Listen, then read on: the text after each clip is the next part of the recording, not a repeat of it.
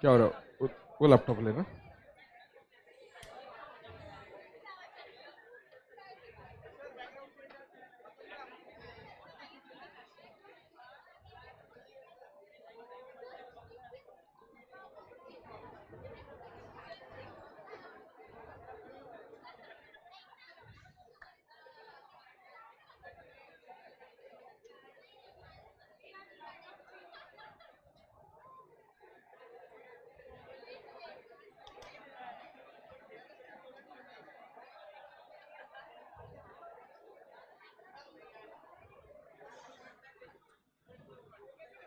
Atul,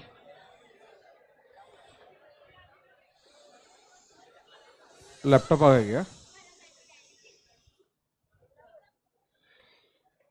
Okay, just a minute. He is coming. His flight is got delayed. He is coming from Hyderabad. He has to fly to United States again. So traffic somewhere should be here. Should be able to start in 5-10 minutes. Traffic situation is flight has landed.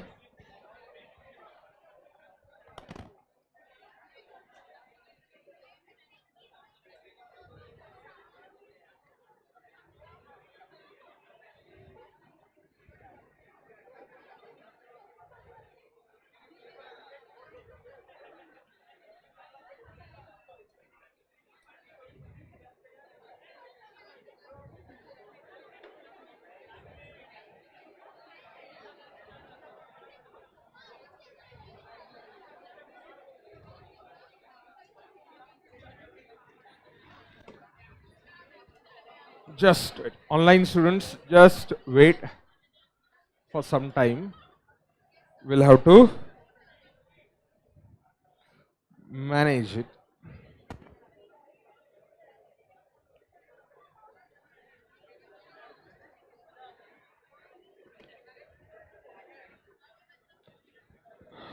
Just a second.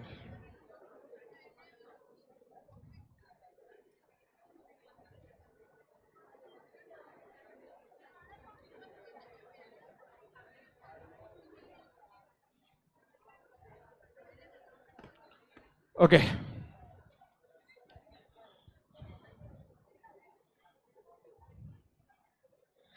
How many of you find CA course to be like something challenging or something very, very difficult, something challenging as such, traumatizing or making you feel down? How many find it? Like, honestly, CA course is traumatizing. It's like a squid game, putting you through the competition every day. Every day, the new competition comes.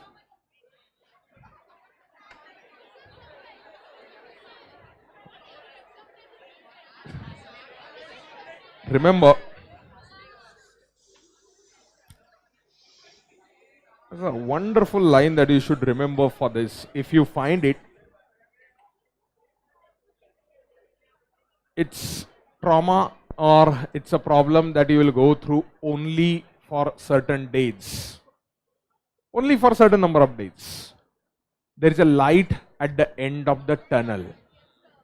So you are right now in the tunnel. Foundation you could have cracked, or you could have come through a direct entry flight, whatever it could be. It's a trauma for certain period of time, which you'll have to manage or pass through somehow, and then it is easily doable. That is why we kept the session. Just let me check out. Flight landed little late.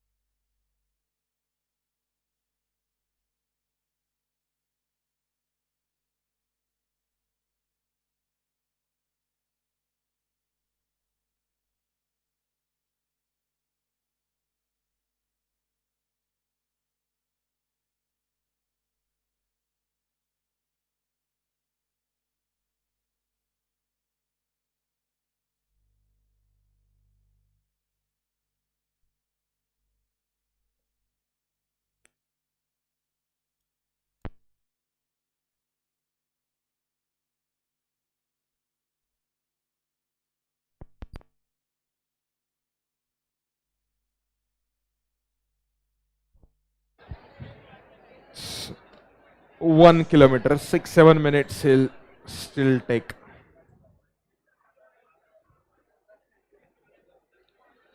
Until then, you want to ask anything on academics, finance, till that point of time, I can answer any doubt on anything.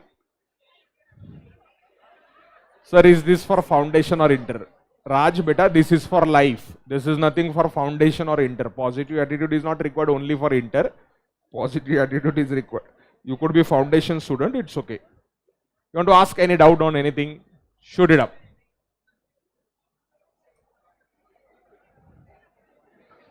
Yes.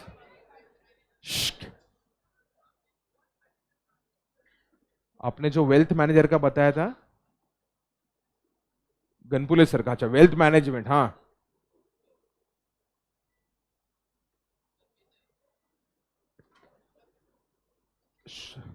I had discussed about wealth management business. I had given you 2-3 businesses, which is basically wealth distribution business. It's not purely wealth management business. It's more of a wealth products being distributed. So any person with a requisite education qualification in this country can give examinations conducted by National Institute of Securities Management, NISM. And after giving the NISM examinations, you can distribute financial products, maybe mutual funds, maybe something like alternate investment funds, maybe portfolio management solutions or portfolio management services. So there are various products which a chartered accountant or which a finance person can distribute. And by distributing them, you basically get a commission from mutual fund or asset management company or a trust. AIF ka trust hota hai. So it's a massive commission. I gave you some examples of some students who get Pranitya Wealth. They manage about 3,300 crore rupees in Pune city. Annual commission is around 17 to 20 crore rupees. This is official data. How do you start such kind of business? Especially this is very good opportunity for the students who are from tier 2, tier 3 towns, because tier 2, tier 3 towns even today, even though technology might have reached, the understanding of the financial products is very, very poor in our country. People still prefer fixed deposits, not, so the proportion has come down due thanks to the COVID or the thanks to the digital penetration that has happened. But still, number one, you have to find an area or the people who have money but who do not have financial knowledge. Typical example, market yard. Every city, large city in India has a market yard or agriculture primary market commodity, APMCs. So APMC network. So there are a lot of people in the market yard who make a good amount of revenue, good amount of money that they make. But if you look at their investment, the investment goes into maybe real estate, maybe gold, maybe bank fixed deposit, maybe LIC's insurance policies. Those are the investment instruments that many people will use. You should try, first thing, to sell them diversification. Boss, you try to diversify your portfolio. Do not put up all of your portfolio into just real estate, or do not put up all of your money into just bank fixed deposits. Bank FDs are not going to work. The simplest thing that you should try to put out for a bank FD, tell me your after income tax deduction, what is the rate of return that you make on a bank fixed deposits, and compare that with the inflation in the country. In majority cases, you will make hardly 1% above the inflation. In some cases, you will make less than 1% inflation. So you have to first of all untrain the brain of the people for FD. There are a lot of people in tier 2, tier 3 town. I don't know from which town you are. You are from which town? Nevasa. So there will be a lot of people in Nevasa, Ahmednagar or some rural places across India who will believe on cooperative banks. First show them the fear of how people lose in a cooperative banks. There are some good cooperative banks, there is no problem, but the large chunk of cooperative banks or low level banks, Patasansthas we call it as, or whatever the word in English, I don't know if they have such concept in America or not. Cooperative banks, there is a lot of cooperative banks and small level persons which people have taken the money and just promoters have run away. So don't, you just sample out some examples, number one. Number two, do not try to sell the mutual fund or a AIF or a insurance product or a maybe portfolio management service directly. Try to put it in the form of some kind of a story, or try to put it across some kind of a goal-based investing. For example, you meet a person who is of the age of maybe 40, 45. He has a younger kids. You say, look, these kids might be looking for a foreign education. If you are looking for a foreign education, the inflation rate for a foreign education fees itself will go at the rate of 8 to 12% per annum. Plus, you have to make a payments in foreign currency. Indian rupee keeps on depreciating vis-a-vis a foreign currency. So the money that you will require, or the corpus that you will require to meet the foreign education expenses will be much higher, which cannot be made by your FDs. So you try to put across and identify goals of different individual. The goal can be children's education, goal can be retirement planning of that own individual, or it can be about maybe travel or some ambitions that that person has. He has to buy a house. Somebody who is young, 22-year-old, he might not have a house. He might have come to the Pune city or Mumbai or any other city for the first time. He wants to buy a house. So you need to learn how do I plan goals, and for that goal you need to make a lot of investments. So if you plan to pursue this course or pursue this career, you should look out for an additional certification. NISM certification is mandatory. There is one wonderful program from US, just for the sake of getting a hang over it, CFP, Certified Financial Planner. And then you need to develop the suite of solutions. Like, you cannot have a same solution for everyone. Somebody will like somebody at the age of 60, he has received a provident fund amount, or he has received a gratuity amount in a bulk. For him, you have to give a solution which is debt plus equity, where the money is more tilted towards a debt. Somebody who is at the younger age, you need to put more into equity. So you'll have to find a appropriate set of solutions. Then understand the risk profile of that particular individual. Like, you have to do the assessment of a risk. Like, there are certain individuals who get paranoid with the losses that they see on a portfolio. So for that person, you have to identify his goals. Okay, अगले 5 साल में इसको ये खर्च करना है, ये खर्च के लिए मेरे को उसका प्रेजेंट वैल्यू ऑफ आउटफ्लो इतना है, उसका उतना पैसा मुझे डेट में लगाना है, इतना लॉन्ग टर्म का गोल है, लॉन्ग टर्म का मुझे इक्विटी में लगाना है. That is called, we call it a bucket strategy. You have to create a proper buckets for that particular individual. और ये बकेट के लिए डेट है, ये बकेट के लिए इक्विटी है. अब इसके लिए सही प्रोडक्ट्स कौन से है? सही products is not necessarily something which gives you commission. There could be certain products where you might earn a lesser commission, but you have to stand true to his commitment. Like, उसको क्या जरूरत है?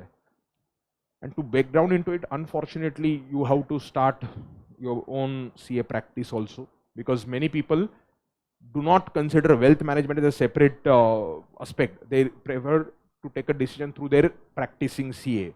So if you are tier 2, tier 3 town, start doing a practicing CA, like that will give you a lot of clients initially.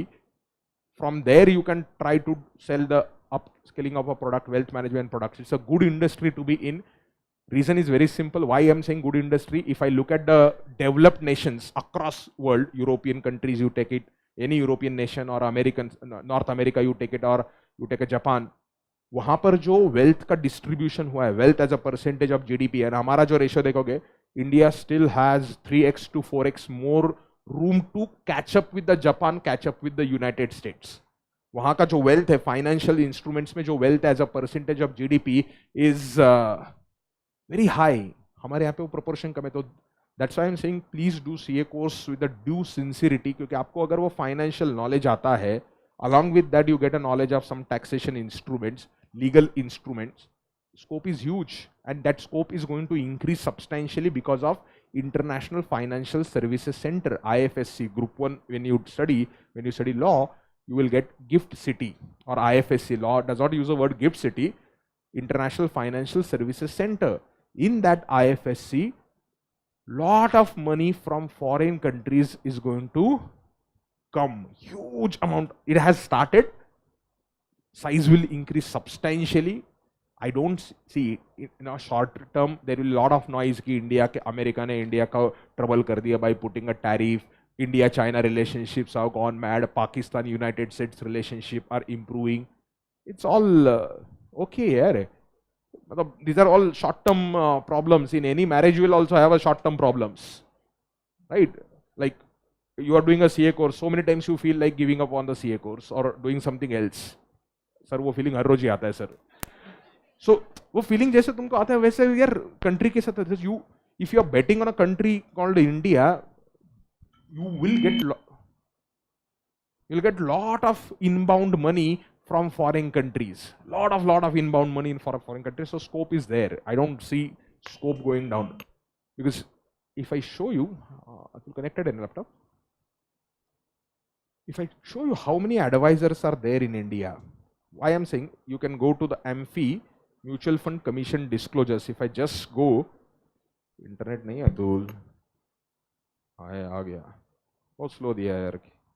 हाँ, if I just get a data of 2023-24, this is a data of registered mutual fund distributors in India. There could be some people who are not registered but still doing advisory. Those should be comparatively lesser. कितने advisors हैं India में? पूरा India मिला के हमारे देश में 150 करोड़ लोग हैं और advisors कितने हैं? 2499. अच्छा 2500 भी नहीं है, सच में नंबर हजार ही है. क्यों? इसमें बहुत सारे एडवाइजर्स ऐसे जिनका कमीशन लाख 2 लाख रुपए, मतलब they are actually not doing any kind of a great business, they are not taking it seriously. So यहां पर gross amount paid, that is commission, gross inflow कितना है, उसके नेट असेट्स अंडर मैनेजमेंट कितने वो आता है. So there will be so many people, this is gross amount in lakhs, so many people who will find out commissions are hardly 1 lakh 2 lakh rupees because they are not doing a great they are not doing a great business, they are not reaching out to client. अब imagine करो 140 crore or 150 crore people, you should not take an entire population. Out of 150 crore in India, even if you assume 10% people are able to generate a meaningful surplus, 10% people are able to generate a meaningful surplus out of their income after meeting their obligation, which is available for investment. That amount is what, that number of people is 15 crore. 15 crore लोगों को advice देने के लिए देश में 2500 लोग हैं. अब क्या हो गया ना, सोशल मीडिया की वजह से बहुत सारे लोग यूट्यूब वगैरह या ये ट्विटर वगैरह देख के ना खुद डायरेक्ट इन्वेस्टमेंट करते हैं. This is not direct investment, this is a through advisor. बहुत सारे लोग डायरेक्ट करते हैं. I am not saying against direct, like I do direct because I understand it, but not everyone out of that 10 crore people are in a position to understand. And very important aspect, let me tell you, there is something called the behavior of a human. Human behavior is not rational all the time. So there are so many people who go for these direct plans, and when they see some kind of a shock in the market, they get panic and they start selling off the investments. Yes, sir, please speak them. And that they'll have a problems. So you need advisor. That is a project. It is not normal lecture. I'm just waiting for you. Thank you. Please come.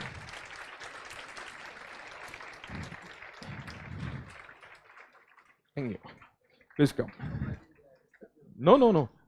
Lecture, I had given off lecture today only for you. Today there is no special lecture. So, no, regular lecture. Just a second. You will... yeah, you had a flight from Hyderabad, right? Yes, just a second. You sit down now. Why are you standing? So, I'll just connect. You sit.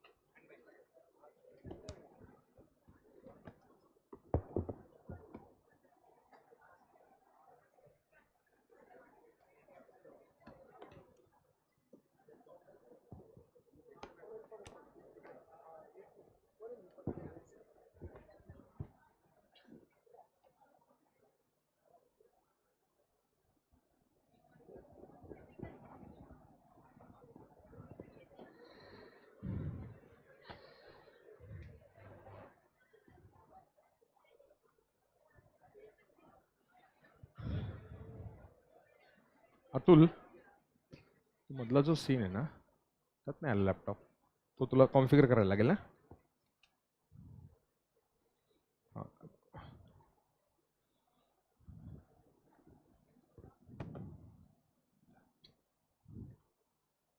Just a second.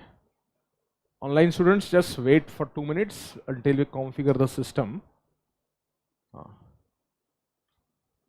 दोन्ही scene मला edit करून दे फक्त.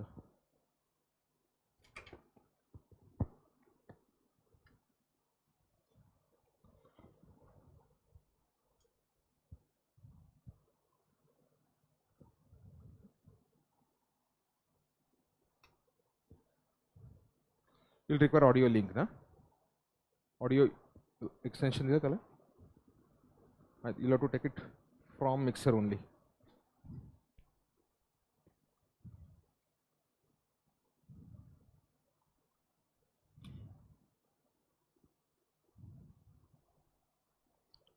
Aux पुढे check करा फक्त.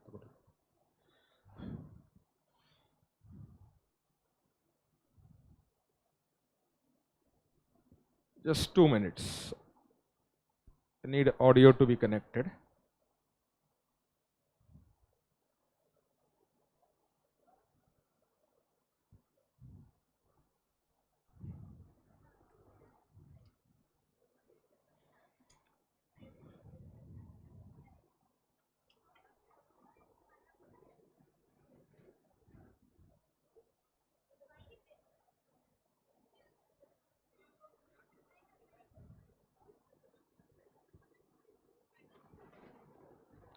लांब आहे का ऑक्स केबल आहे तेवढे नाही, तिकडे ऑक्स नाही गेलं ना, वायरलेस आहे.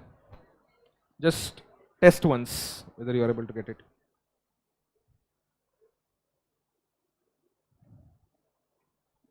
You need what aux, this one, but projector where it will go. No, but then this projector how it will come? Achha, it will come. Okay, she will give output from there. Okay. Understood. He will give output from there. So dual monitor. Yes, got it.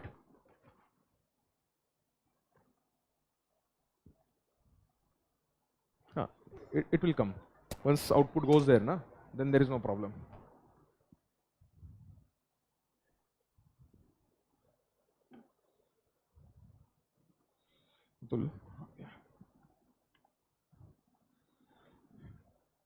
करू start. नाही flicker होत आहे. नाही flicker तिकट नसेल. Just Atul हा कुठला box आहे? अतुल नाही,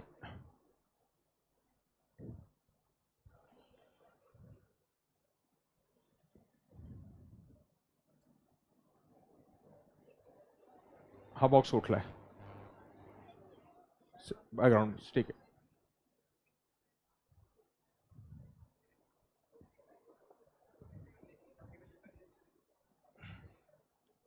No, I'll give you try.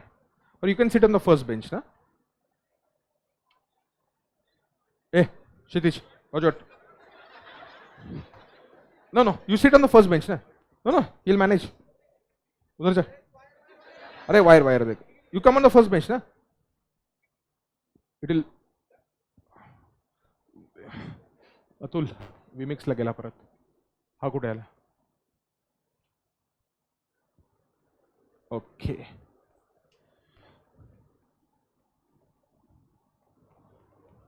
Is it fine now? So let's start.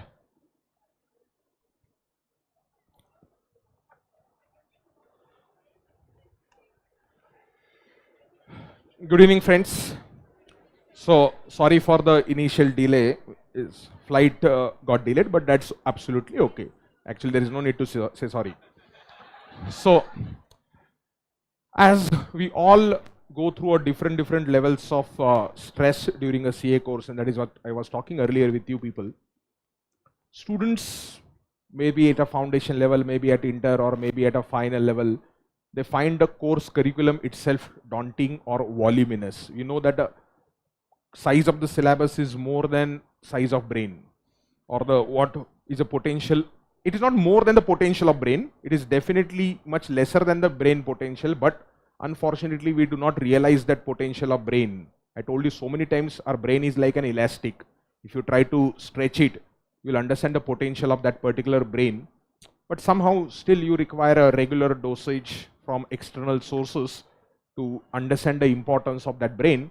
And that is why we have been regularly arranging these sessions at Ekatvam on from ISKON, and I'm thankful to the Radhesham Das ji for coming over here for multiple times. I think it is your third session here. So he's an IIT Mumbai topper. He's not from our fraternity, but altogether different fraternity, and he will tell us way more about life. Now imagine you being a ICI or a CA ranker, you get a, let's say, job from Boston Consulting Group or maybe McKinsey. That kind of job he had got into initially over the earlier years. Had he stayed on to that particular job, I don't know what kind of salaries we could have been talking about, because from those days till now, the US states technology has changed dramatically. He's the founding director of the Voice Youth Club at ISKCON, and as well as various Indian universities, which has created since 1996 till now at least 14,000-15,000 leaders which have been created. And our objective is, if we can create, success is replicated tremendously for engineering students. Somehow I want to see our fraternity, chartered accountancy fraternity, we get a lot of good students in this fraternity, but somehow they get diverted. They don't get, that's basically because of the lack of direction or lack of guidance to them. And that is why our objective here is to ensure that at least some good leaders will come up from our fraternity, which will take finance, profession, economics or something forward. He's the president of ISKCON Pune since 1997 with a community of 6,000 members out there. He has won a Global Excellence Award for educating youth in the Bhagavad Gita. But we are not talking about the religious text here. Here it is, like I told you yesterday, it's way of life with the positive mindset is what we need to understand. And that is why this entire session has been kept. He has come all the way from Hyderabad today, and I think your flight to States is tomorrow, or tomorrow only is your flight, is flying back to States for the next 3 months. He'll be delivering lectures out there in the United States. So we all are extremely fortunate to listen. I'm also going to be here. Please be patient, listen, grab as much content you can grab, take out your notebook, take out pen, be involved, note down a lot of things. It's a different experience. Only if you have that energy and willingness and reciprocalness, then only you will get into your brain, right? So I welcome Samesh, you would like to come up? So this whole thing is facilitated by a student. He is from 2014 batch. I'll do it, but when I say now old batch students and new batch, even today I'm connected with the 2008, 2007 earlier batches more than what I feel connected with the younger generation. Maybe problem that I am got older, I don't know, but this all thing is possible because of his student. There is one more student, Ganesh, I don't know, Ganesh Nayalaj. So from 2012 batch, he's from 2014 batch, he's a chartered accountant, he's working with MNC, and in spite of working, he's managing all of these things for the ISKCON and for CS students out there, right? So I would like to felicitate Radhesham Das ji, just a small token. Okay. Sir, please sir, just a second. Thank you. Yes, you're comfortable. You want to sit there? You can manage it from here. Thank you. So you want to take it from there or here? Here. Yeah, everything is all right. From here also it is possible. We'll just give you this particular mic. A range, I think you can walk. With the presentation, range is limited because the camera is standard camera. So with presentation, I think you can go little only here. Little, it is visible, but it's okay. Even if you go out of the frame, these kids are used to it because I keep on going out of the frame regularly. Because I have to hit these people somehow. I beat them little. I beaten him today only.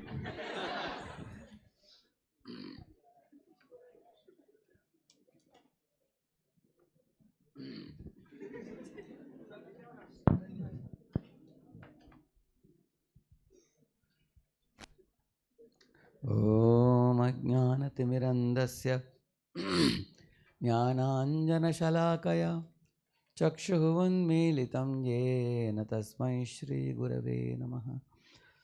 In any field, we always begin our exhibition of any talent or skill by first expressing our reverence and respect for the teacher. Just like you all got Zaware sir here. He is your role model in chartered accountants, isn't it? Similarly, I have a spiritual teacher also to whom I was bowing down my head now, offering my namaskar to him. So this topic of positive mental attitude has been chosen by sir, staying optimistic in the midst of challenges, because in the recent times it's becoming increasingly, life is becoming more and more challenging. So let me begin with a very simple metaphor. Think of a lotus. A lotus is born from the muddy pool of water, isn't it? In Sanskrit, anybody knows the name of the word lotus in Sanskrit? Yes? There are many names, but I'm looking for one particular name, because that name consists the word mud also. There are many names. You can say Kamal, you can say, there are many names in Sanskrit, but one of the names is called Pankaja. Panka means mud. Ja means that which is born. It is born from the mud, but doesn't get stooped in the mud.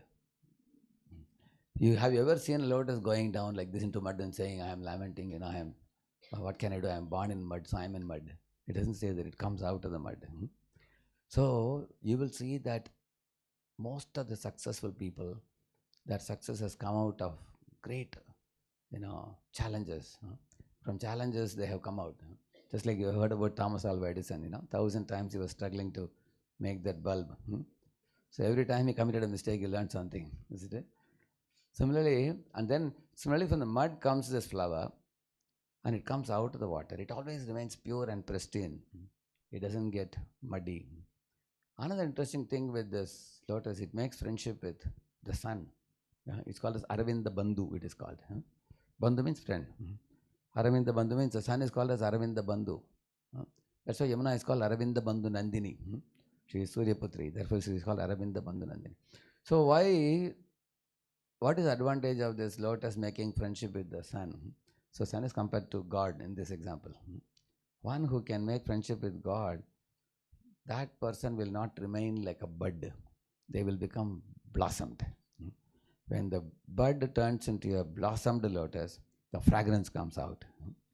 And lotus laden with honey also becomes useful for all the honeybees to come and sit and take advantage of that, isn't it? Similarly, anyone who can connect with God, they become empowered. Arjuna connected with Krishna, he became empowered to become successful. Hanuman connected with Ram, he became empowered. Recently, some of you might have seen Maha Narsingha, isn't it? Prahlad became connected to Lord Narsimha, he became empowered. Although he was a small kid, isn't it? So similarly, the lotus bud. See, when it is bud, nobody knows what is inside. Nobody can benefit from it. But when it makes friendship with the sun, then it blossoms. Everybody can enjoy the fragrance, you can taste the honey of the lotus, you can see the beauty of the lotus. So that means the lotus is able to draw energy from the sun, the sun's heat and the light, isn't it? So you will see that in the daylight, the lotus blossoms. Similarly, it comes out of the mud, it doesn't get stooped in the mud. It also benefits by association with the sun. Thirdly, the lotus leaf doesn't touch water. You all observed it? Even if you put a drop of water, what will happen? It will slip off. That means even while living in this world, the lotus leaf is always detached from the situations around. You don't blame the situation for why you are not successful. You should just slip them off like a drop of water on a lotus leaf. So you have to learn to be detached from things unfavorable. Because unfavorable things, you should find out, can I turn them to be an advantage? Then you can turn them into advantage. Otherwise, just forget about them. See, God has given you 2 years. If somebody criticizes you, you hear it like this and leave it like this. That's why straight it can go out. And if a Zaware teaches something, you take it inside. Don't leave it. Isn't it? So you should know what to pick and what to drop. So the lotus knows I should receive the encouragement from the top, from the sun. That it receives. But when it comes to any of the muddy water, somebody is throwing a stone, the water splashes on the leaf, it just throws off. It doesn't hold on to it. It doesn't say, because these guys are throwing mud on me, I'm holding it. No. He doesn't hold the mud. He just throws it off. So 3 qualities of the lotus I told you. Who can remember? What's the first thing I said? Yeah? I can ask question, no problem? Yeah. Yes? It is born in the mud, but it doesn't get stooped in the mud. That's the very first thing I said. That means, many times difficult situations can bring something wonderful. Can I tell you a real life example? You know, once scientists felt pity for this caterpillar coming out of the pupa, squeezing out and coming, and some liquid was coming from its body. They thought, let's make life easy for it. And then they took a blade and cut it. Guess what? Must have happened. Do you think it benefited or didn't benefit? It didn't benefit. Because it had to squeeze out that liquid to grow the wings. If you cut the blade, it just comes out, but it doesn't have any wings or semi-broken wings, you see. So, which means sometimes the difficulties can become a stepping stone for you to grow out of your limitations. That's how you make an effort and then you come out of those limitations, isn't it? So, the lotus also comes out, I said. That's the first thing he captured the point. What is the second thing I said? Yes? Yeah. Slip of, if somebody throws a muddy pool of water on the lotus leaf, it doesn't hold on to it. Just to slip it off. Don't take it seriously. If somebody is discouraging you, you should go far away from those who are going to pull you down. But there may be your well-wishers who may find some fault in you to help you to grow you. They are our friends, isn't it? But somebody who is by nature very critical, who is like determined to ridicule you, mock at you, it's best to keep a long distance from them, isn't it? So that's what the lotus does. Third thing, what I said? Yes? Connects with the sun. So just as great devotees like Arjuna, Hanuman, I was telling you, they connected with God and got empowerment to do something very wonderful in life. Similarly, the lotus knows how to draw energy from the sun by connecting with the sun. And then many wonderful things come out of the lotus by blossoming of the lotus, I said, okay? So you got an idea about how, when we talk about a positive mental attitude, it's a kind of mindset that you all can very easily prepare. It's not a big deal. Provided you know some of the sutras I will share with you from the Bhagavad Gita today. See what Confucius says, you see. Our greatest glory is not in never falling, he says, but in rising every time you fall. Recently, I had a doubt about what is the difference between the word agility and resilience. I was doing a little research on this. You know the meaning of the word agility? Both appear very similar, isn't it? Agility means, like people agility means you can work with all types of people. Similarly, assignment, academic agility means sir will give you last minute assignment. You will still do it. You will never blame. Why is sir telling about the test just one day before? You won't say like that. You are a student with agility. So agility generally is called as flexibility. Resilience also means flexibility. But recently when I researched, I found out a much more bigger difference between the two.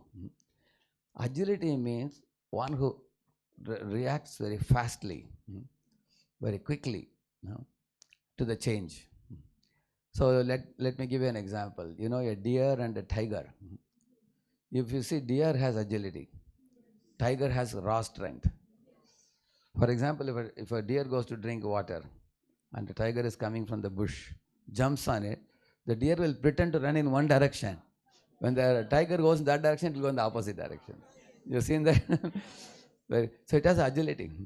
So agility means fastly responsive, to the need of the situation. So this type of agility is nowadays required. Nowadays things are so rapidly changing. So if one has to, and resilience means what? Recovering oneself after you get a death blow. That is called resilience. Like for example, Arjuna is collapsing in the battlefield of Kurukshetra in the beginning. He's not ready to fight. Think about what would Krishna be thinking. I was thinking, if I was in Krishna's position, what would I have done? I thought about it. Arjuna is commander in chief. There are 7 Akshavinis. He has made one commander for each. All 7 of them are drawing inspiration from Arjuna. So now the leader is collapsing. The leader is putting the bow down and saying, I'm not going to fight. I thought if I were in Krishna's position, I would have told Arjuna, you are not going to fight? What a foolish person you are. Go and relax. Give me your bow and arrow, I will do the needful. That's what anybody would do. But what did Krishna do? Krishna wasn't shocked. He patiently asked him, tell me the reasons why you don't want to fight. One full chapter he heard him. The second chapter, Arjuna surrendered to Krishna and requested for advice. And then Krishna became his guru. And in the whole Gita he spoke. Then Arjuna at the end became confident. He took the bow and arrow and he fought. This is actually resilience, because when situation is, throwing you down, you don't remain on the ground with saying that my hands are broken, legs are broken. No, you get up. Because then you have to think about what alternatively I have to do. If plan A didn't work, what could be plan B? What could be plan C? It is no time to be sitting in a dark room sobbing that plan A didn't work. One should always have alternatives in life. So Krishna thought that I'll make Arjuna do the work. If he doesn't do, then I'll look for another person. He was not someone to accept the defeat very easily. So this is called resilience. So you will see in the battle of Kurukshetra, the resilience was absolutely needed in many situations. You all know about Drona? You heard about Drona? Drona, what he would do, once Arjuna was fighting with Drona, and Arjuna became fully focused on Drona. And he was attacking. Krishna said, Arjuna, this is no time for you to fight. You go behind, and now it is time for us to defend our army. Because Drona is tricking you, you cannot see, he said. Really? How? He said, in the name of fighting with you, he has told his army men to gradually besiege you and some of the vital leaders. So that once you are covered all around by the enemies, all of you together can be finished. So Drona, what he would do, in the name of attacking, he was also defending his army and covering. And Drona would suddenly change situation. Initially he would attack, later on he would defend. Back and forth he would change. So Krishna taught Arjuna to swiftly learn to change. Even all of you students also nowadays, things are changing so fast. 10 years ago things were different. And 20 years ago even more different, isn't it? First time when Tally software came, many Indians were refusing to learn computer, correct? No? Because they are used to having big notebooks, ledger, making all those things. So in this way, as technology changes, as things keep changing, coming more and more and more, you need agility, you need resilience. So therefore, when you learn this PMA, positive mental attitude, you will be able to face different type of situations. These are some of the things we will try to learn today. Coping with negative results, or overcoming fear of competition and selection, or handling your peer pressure and your parental pressure, building your willpower and courage, and avoiding distractions. How many of you can resonate with at least 3 of these 5? You can see, you think they're important, you feel, out of these 5. Okay? Okay. I just guessed that these must be the things that you may be needing actually.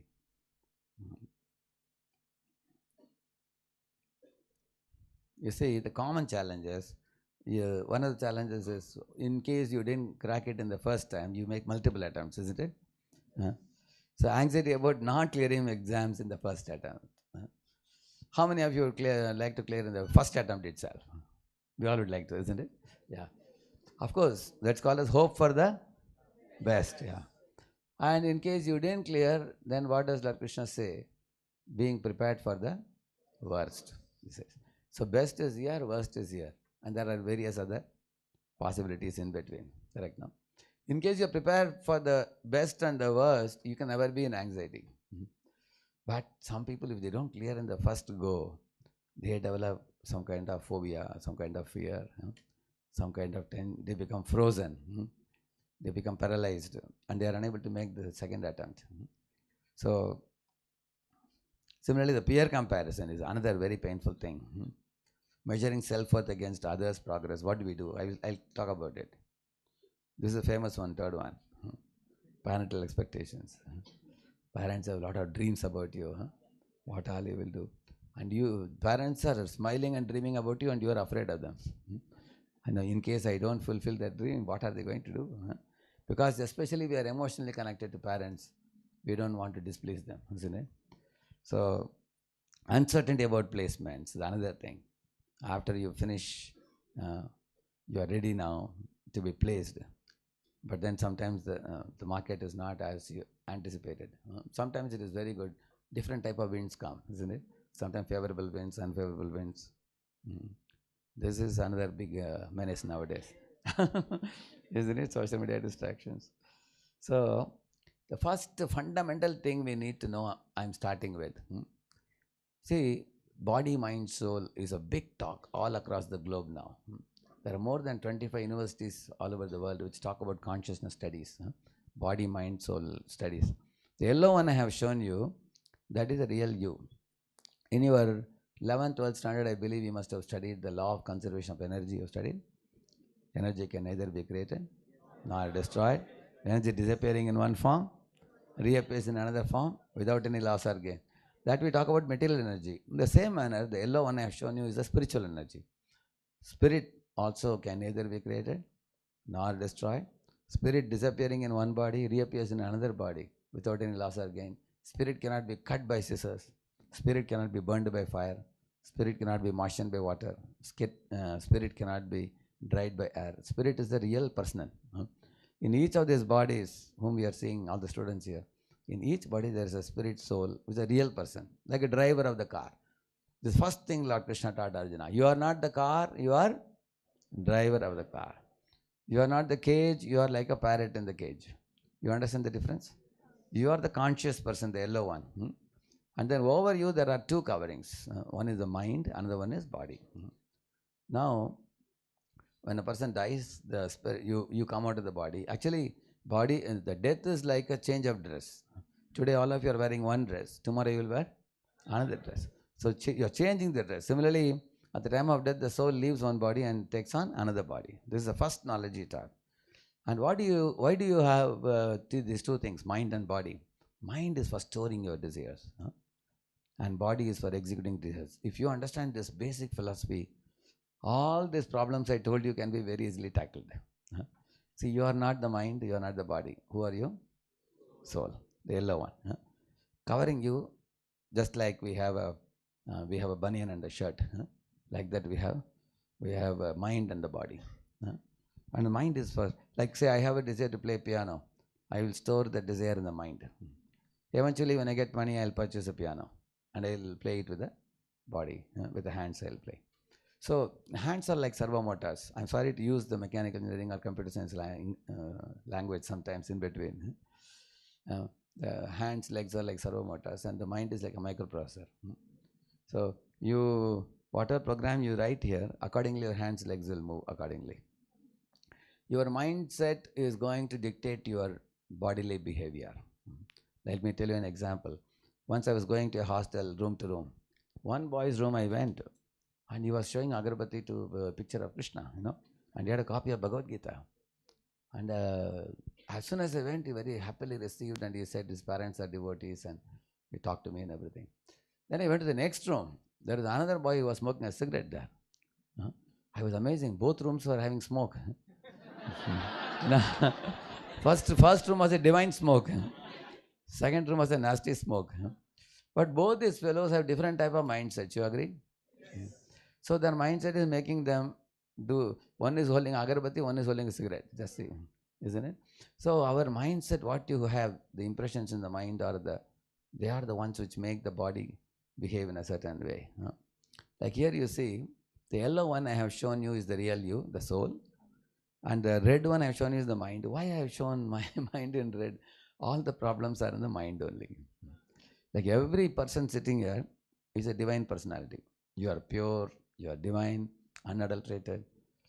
As divine as God, because God and the soul both are equally pure and divine. But the difference is the soul is surrounded by mind. And all the problems are in the mind. Just like, for example, if any one student here is wearing a stinking socks. I don't say anybody is stinking, but I'm just saying. Just giving an example. If any one of your students is wearing stinking socks and the nasty smell is spreading around, everybody will be plugging their nose. They will ask, who is stinking? Actually, no one is stinking. What is stinking? Socks is stinking. Similarly, the mind is stinking with problems. Like mind has revengeful thoughts. It has an unhealthy comparison.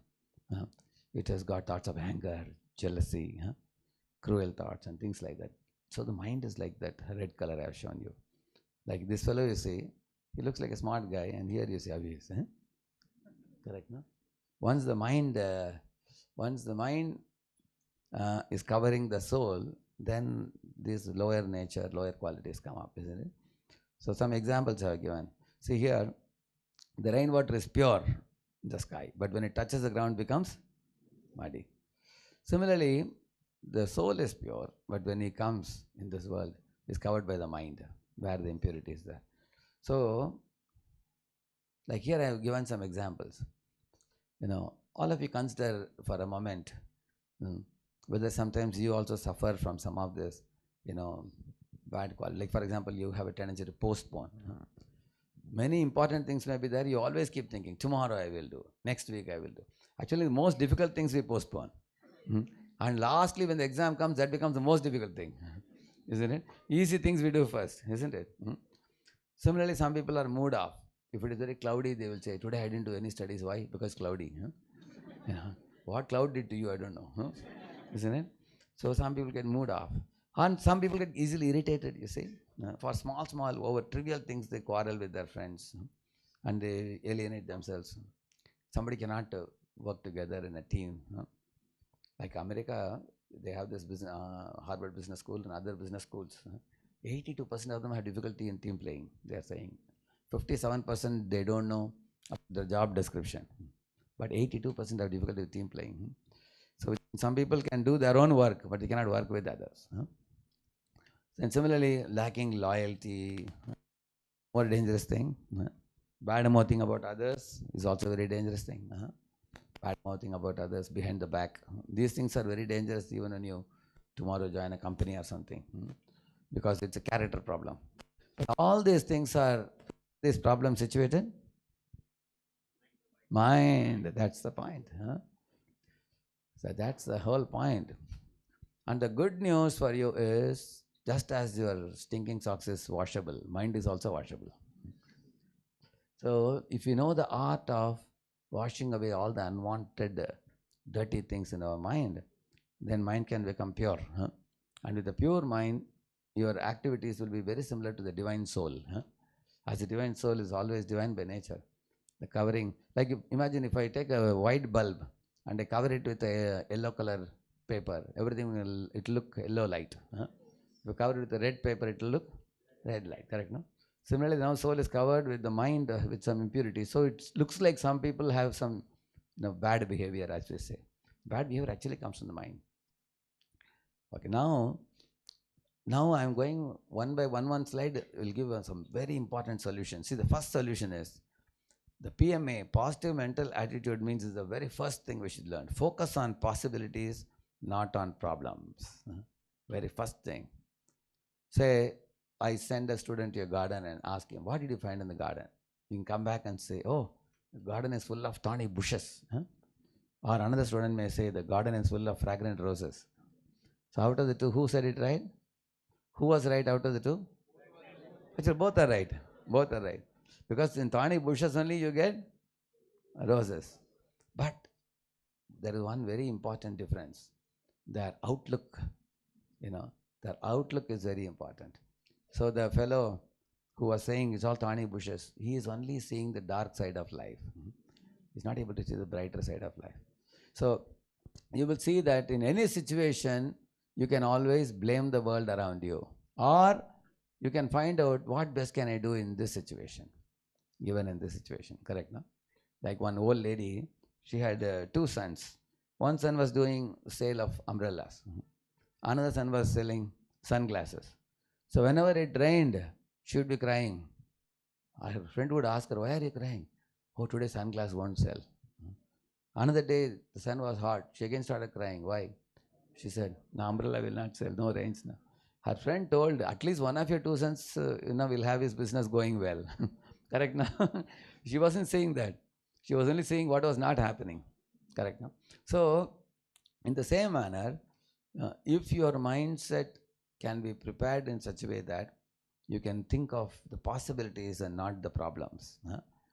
So, like for example, if you do that, what all will happen here? You see, first is the improved focus. It enhances your memory retention and concentration during study sessions. So now when you're thinking of possibility, you can increase your focus. But if you're going to think of the problems, your mind gets into a worry mode. Worry mode means like, worry may bury you, we say, no? Yeah. Sometimes repeatedly your mind goes over and over about the same worry. You are stuck in a whirlpool of worry. You are not able to come out. Then you cannot focus on the work in hand. Book is open, but more than 2 pages you are not covered, although 2 hours have passed. Sometimes you have that experience. Because you are, what are we doing? We are daydreaming. Like, we are thinking, what if that happens? What if this happens? Or we think of the past, if only, I got, I cleared this paper, if only. If only means past, what if means future. Isn't it? So, as soon as you get into that loop, immediately get up from that place. Do some jogging or take a fresh shower and immediately plan something and get into work. Never allow your mind to go into this loop of, worry loop. Then you can focus on work. And also, in case you are able to focus on the possibility, you learn to look positive, then your stress will be less. You see, lowers anxiety levels during the preparations and exam, because possibilities always give you hope, and problems always create fear in you. Like I told you about Krishna. When Krishna saw Arjuna is not ready to fight, did he see possibility or did he see the problem? Otherwise, how did he speak Gita and make him do the work? Correct, no? So, therefore, out of the two, it is always good for us to think of the possibility. Let us assume that somebody was writing a competitive exam and they couldn't crack it.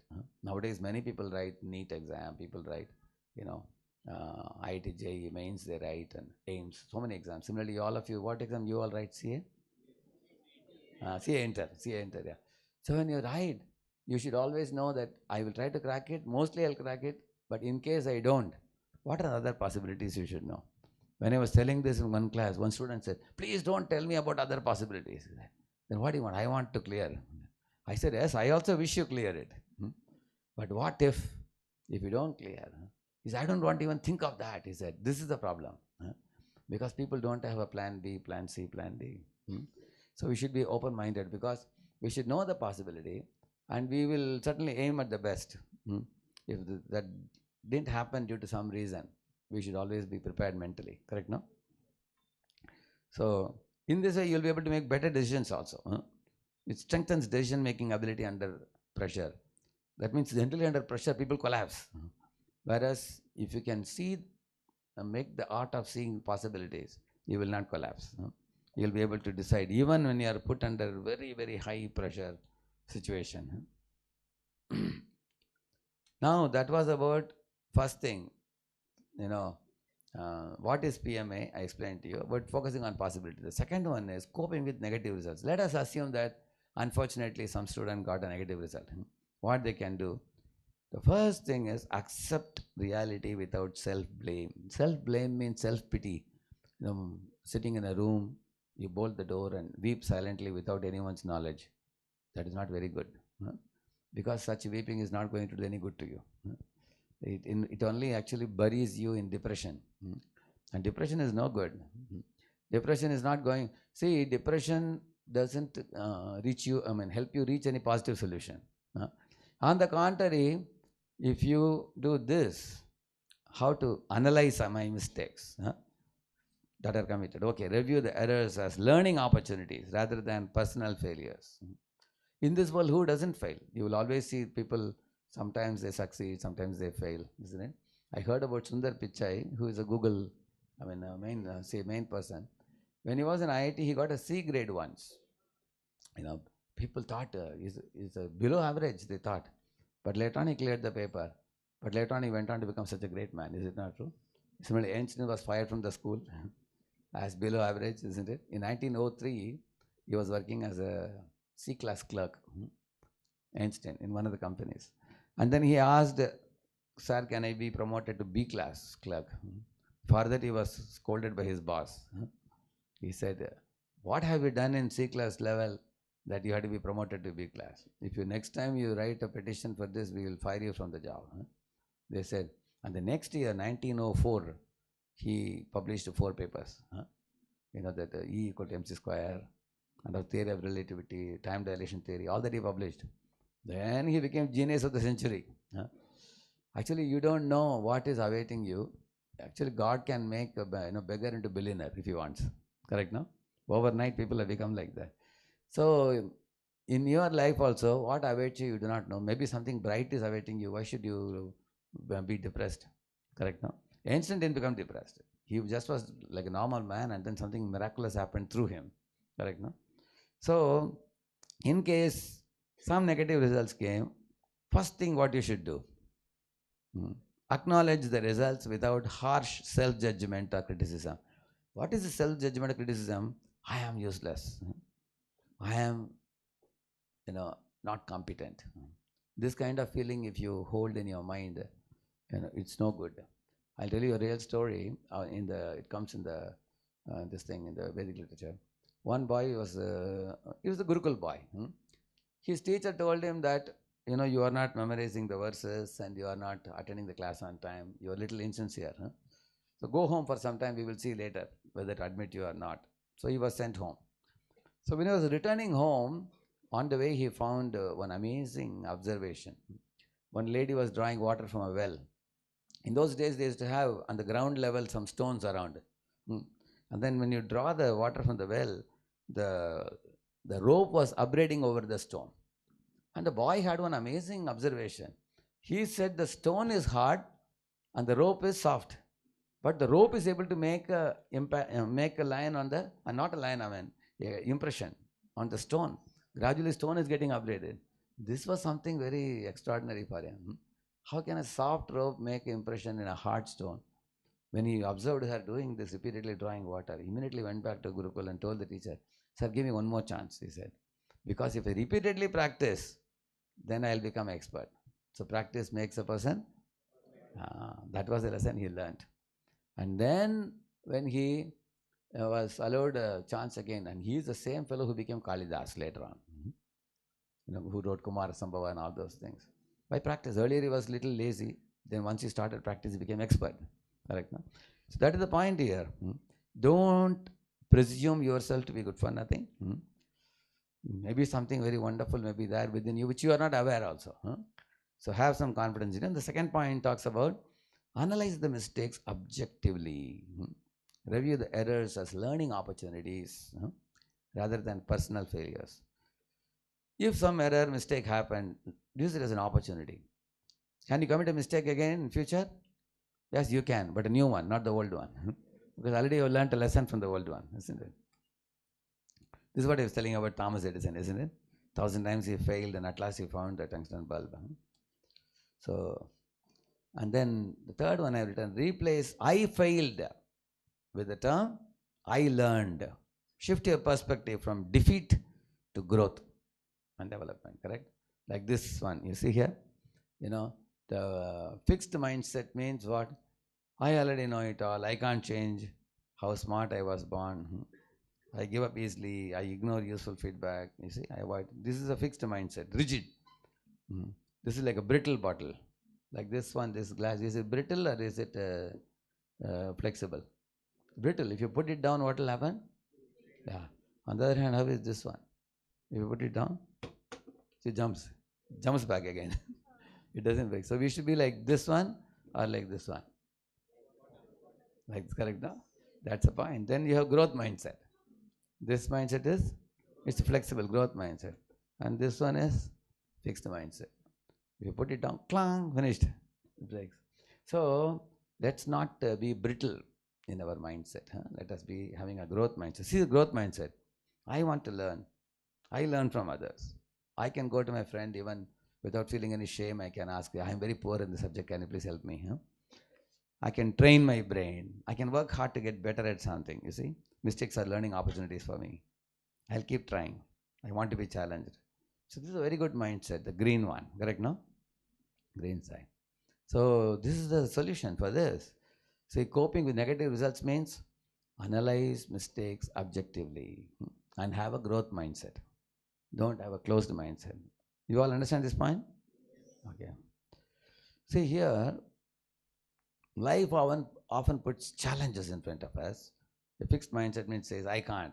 Growth mindset means, how can I solve this? Huh? Like here you see, you all know this crow? The crow was very thirsty, but the problem was water level was low, isn't it? But if he goes inside the jar, what would happen? He can't come out, isn't it? He would die inside. So the crow was wondering what to do. Then he found out a way. Then worked hard and gathered the stone pebbles, put inside, and the water level came up and drank and went. So this crow is actually appreciated in the the literature we must have read in your school days, correct? No? But nowadays, as I told you, times have changed. You have to be very fast in life. If you want quickly water, you have to do this. See, he went to a fruit juice shop and got a straw. Huh? Like that he drank and went. So one is a hard-working crow, another one is not working crow. So smart working crow means you also can be smarter in various ways. Like for example, there is a conventional way of studying, correct, no? Your subjects. And there are various smarter ways of studying. Like you make acronym, you make acrosist, you make those things. And also certain subjects. Actually, those people who are very extraordinary teachers, they also have the knack of teaching the way you can grasp a subject. How Sir became so famous, correct, no? Now he comes in traditionally a family. His father was also a great teacher, correct, no? Decades, several decades they have taught. So certain teachers carry that potency, that power to teach in a very effective manner, correct, no? Then the students also grasp very easily when they teach. If someone else teaches, it may be something else, isn't it? So therefore, we also can think about smarter ways when challenges come. You don't have to take the routine way of doing things. For example, in one subject, you are repeatedly breaking your head. It's not entering inside, and you don't know what to do.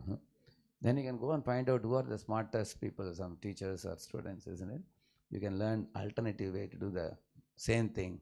Like this crow found out. This, I think the smart crow must have thought that for me to pick up so many pebbles and come and put may be tedious to do. So he found it a smarter way. Definitely smarter way is not to copy in the exam. If you think that is a smart way, you will be debarred for 3 years, isn't it? So we should not take shortcuts. I am talking about honest cuts. Correct, no?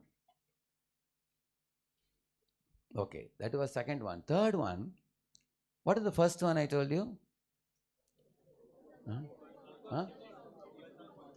Focus on possibilities, not on the problems. Second one, negative results come. What do we do? Two things I told you. Analyze the problems objectively and also have what mindset? Growth mindset. Not fixed, not rigid mindset, but growth mindset. Now the third thing is overcoming fear of competition. This is even before the exam. And also fear of selection. Will I be selected or not? Isn't it? This fear really eats up the mind many times for many people. So what do we do with that? See, on the right side I have shown one box. Don't obsess over how many hours someone else studies. Awaken your own best capability and act from there. Different people have different capabilities, correct, no? So you should worry about yourself. This reminds me of one of the histories of one great king called Uttanapada. See, this Uttanapada had two wives. There were two wives. One wife's name is Suniti, elder wife, and the younger wife's name is Suruchi.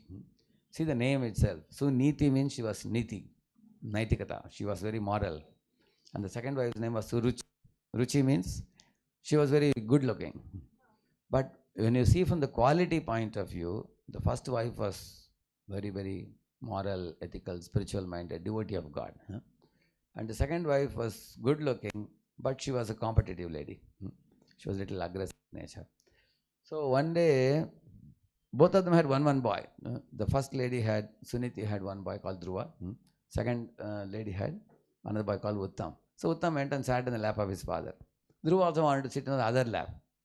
But then the second mother, Suruchi, came. She sort of yelled at him and said, "You are not born from my womb. So you cannot sit on the lap of your father. If you want to sit, you have to be reborn again. You have to die and reborn again from me. Only then can sit." So you can imagine small, tender kid, a 5-year-old boy. When he was abused like this by stepmother, his eyes became bloodshot and lips were quivering and body was trembling. He felt insecure and ignored and neglected and poorly, very badly treated. When he went to his mother, here comes the real point I'm about to tell you. It's an example of a failure of a boy, correct, no? Small 5-year-old kid driven away. He's not allowed to enjoy the love of his father. Father also didn't say anything because he was attached to that beautiful wife. So he kept quiet also. He didn't say anything. Then he went to his mother. Mother taught such amazing lessons to this boy. Even today, Dhruva's name is, his family name is written in golden letters even today. Because mother, first thing she told them, never harbor any malice for anybody. Never harbor any kind of bad feeling for anybody. That bad feeling will not affect your enemy, it will affect only you.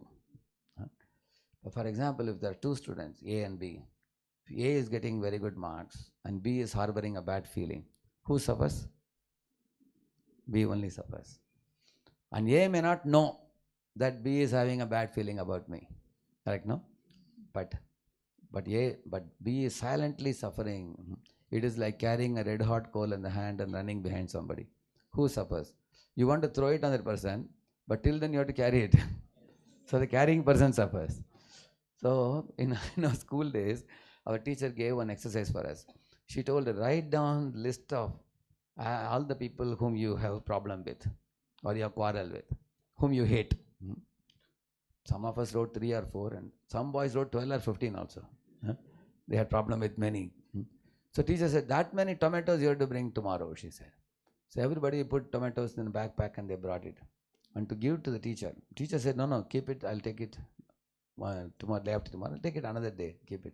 But daily you bring it, whichever day I ask, you have to give me. So almost 4 or 5 days she did not take it. And it started stinking. It started rotting. Those fellows who had the maximum tomatoes were finding the maximum stinking smell. They were screaming at the teacher saying, "Madam, please take it today. We cannot carry it anymore." Then she told, the more bad feeling you carry for other people, that much you suffer. And our bad feeling is like a stinking tomatoes. Very similar. That's what his mother told him. It's useless to have bad feeling for others because by your bad feeling, nothing bad is going to happen to them. Bad happens to us only. Doctors also say, many of the doctors say that if your heart has hatred for somebody, or ill feeling for somebody, your diseases increase in the body. Later on, it comes like cancer and all. It leads to deadly diseases. So better that we give up. Second thing she told them, अपने प्रगति के बारे में सोचो, दूसरों के टांग मत खींचो. Think about your progress, my boy. Don't think of pulling others' legs. Like that she said. So immediately Dhruva agreed. Dhruva agreed to his mother. Okay, now I will not think of my stepmother anymore. Tell me how I can progress, tell me. Then she said, in this world, God is one person who can give anybody anything. He is capable. He is the creator of everything, supreme controller of everything. Your father got kingdom from Lord Vishnu. And your grandfather got also. So if you want anything, you go to him. Then he asked, how do I find? He said, you can ask saintly persons like Narada. And that's all. He met Narada and then eventually he did meditation and everything. And then out came, he became Dhruva Loka, he got correct, no? Later on he came back, he became very noble leader after that. Great leader he became. Well known in the history. But 2 lessons we learned from this Dhruva. Anybody remembers that? I told you. Yes? Don't harbor any ill feeling for anyone. That will hurt you. Second thing I told you. Yes? Think about your progress. That will be helpful for you. Instead of thinking of how to pull somebody's leg. Also, if you pull somebody's leg, they are not going to keep quiet. They will trouble you also. And a lot of your time will be wasted also. Correct, no? For example, you said bad about somebody to somebody. They will come to catch you. They will spend 4 hours with you. Your 4 hours are gone. Better that think of your progress. Correct, no? So, now overcoming fear of competition. The first thing is reframe competition. Treat competition as self-improvement, not comparison with others. The competition is for your own self-improvement. Don't see your growth in relation to others. You see it in relation to yourself. Have you seen the athletes running? Athletes, what they will do? They will have a stopwatch with them, correct? When they go for a sprint, okay, it took me 30 seconds, then 28 seconds, 25 seconds, 20 seconds. So they would check. They don't look at others who is running. They compare themselves with themselves only. That's ideal actually. You can compare provided you can draw help from others. For example, somebody is better than you, another student, you can go and take some help, guidance. That's good. Or somebody is inferior to you, you can help them. That type of healthy comparison is good, but unhealthy comparison is no good. Second one, track personal progress. Focus on your daily improvement rather than others' achievements. Keep a track every day. How am I doing? This is by every day writing a journal, you get an idea how you are growing, correct now? Measure what matters. Track daily progress instead of fixating on result anxiety, which means your eyes should be fixed on how can I progress, not about what results are coming. Like in IIT, there was one boy who would be always wearing shorts, and you go to his room, you can hear that. Always this rock music going on. And he will talk stylishly like an American already. So we used to wonder, is he born in India or America? So he was dreaming to go to America. But he used to tell me, when he'd open the GRE TOEFL books, he will see aeroplane in the book. Because he'll be dreaming about going to America. Because he was all the time daydreaming, he could never crack that exam, you see. That's the point here. He was focusing his eyes on the result, not on the effort. That's why Krishna says, Karmanyeva adhikaraste ma phaleshu kadachana. He says that, are you the paper setter? Question paper setter, are you the paper setter? Then why you worry about the question paper? Are you the result provider? Then why worry about result? Are you the person who is going to write the exam? Therefore you have to worry about it. What is in your hands, you worry about it. This one went off. I think power cut.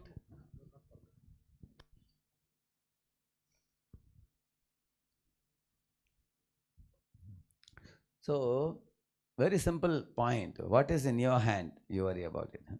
So, there is a very interesting writer who said this. And please, all of you repeat this. Do not allow what you cannot do interfere with what you can do. You understand it? What you can do is preparing for the exam. What you cannot do is the result of the exam or the question paper. So many students waste time asking, do you think question paper will be easy? Do you think question paper will be difficult? Which questions do you think it may come correct? No, how much time we waste in this? Similarly, after writing the exam, what is going to be the result?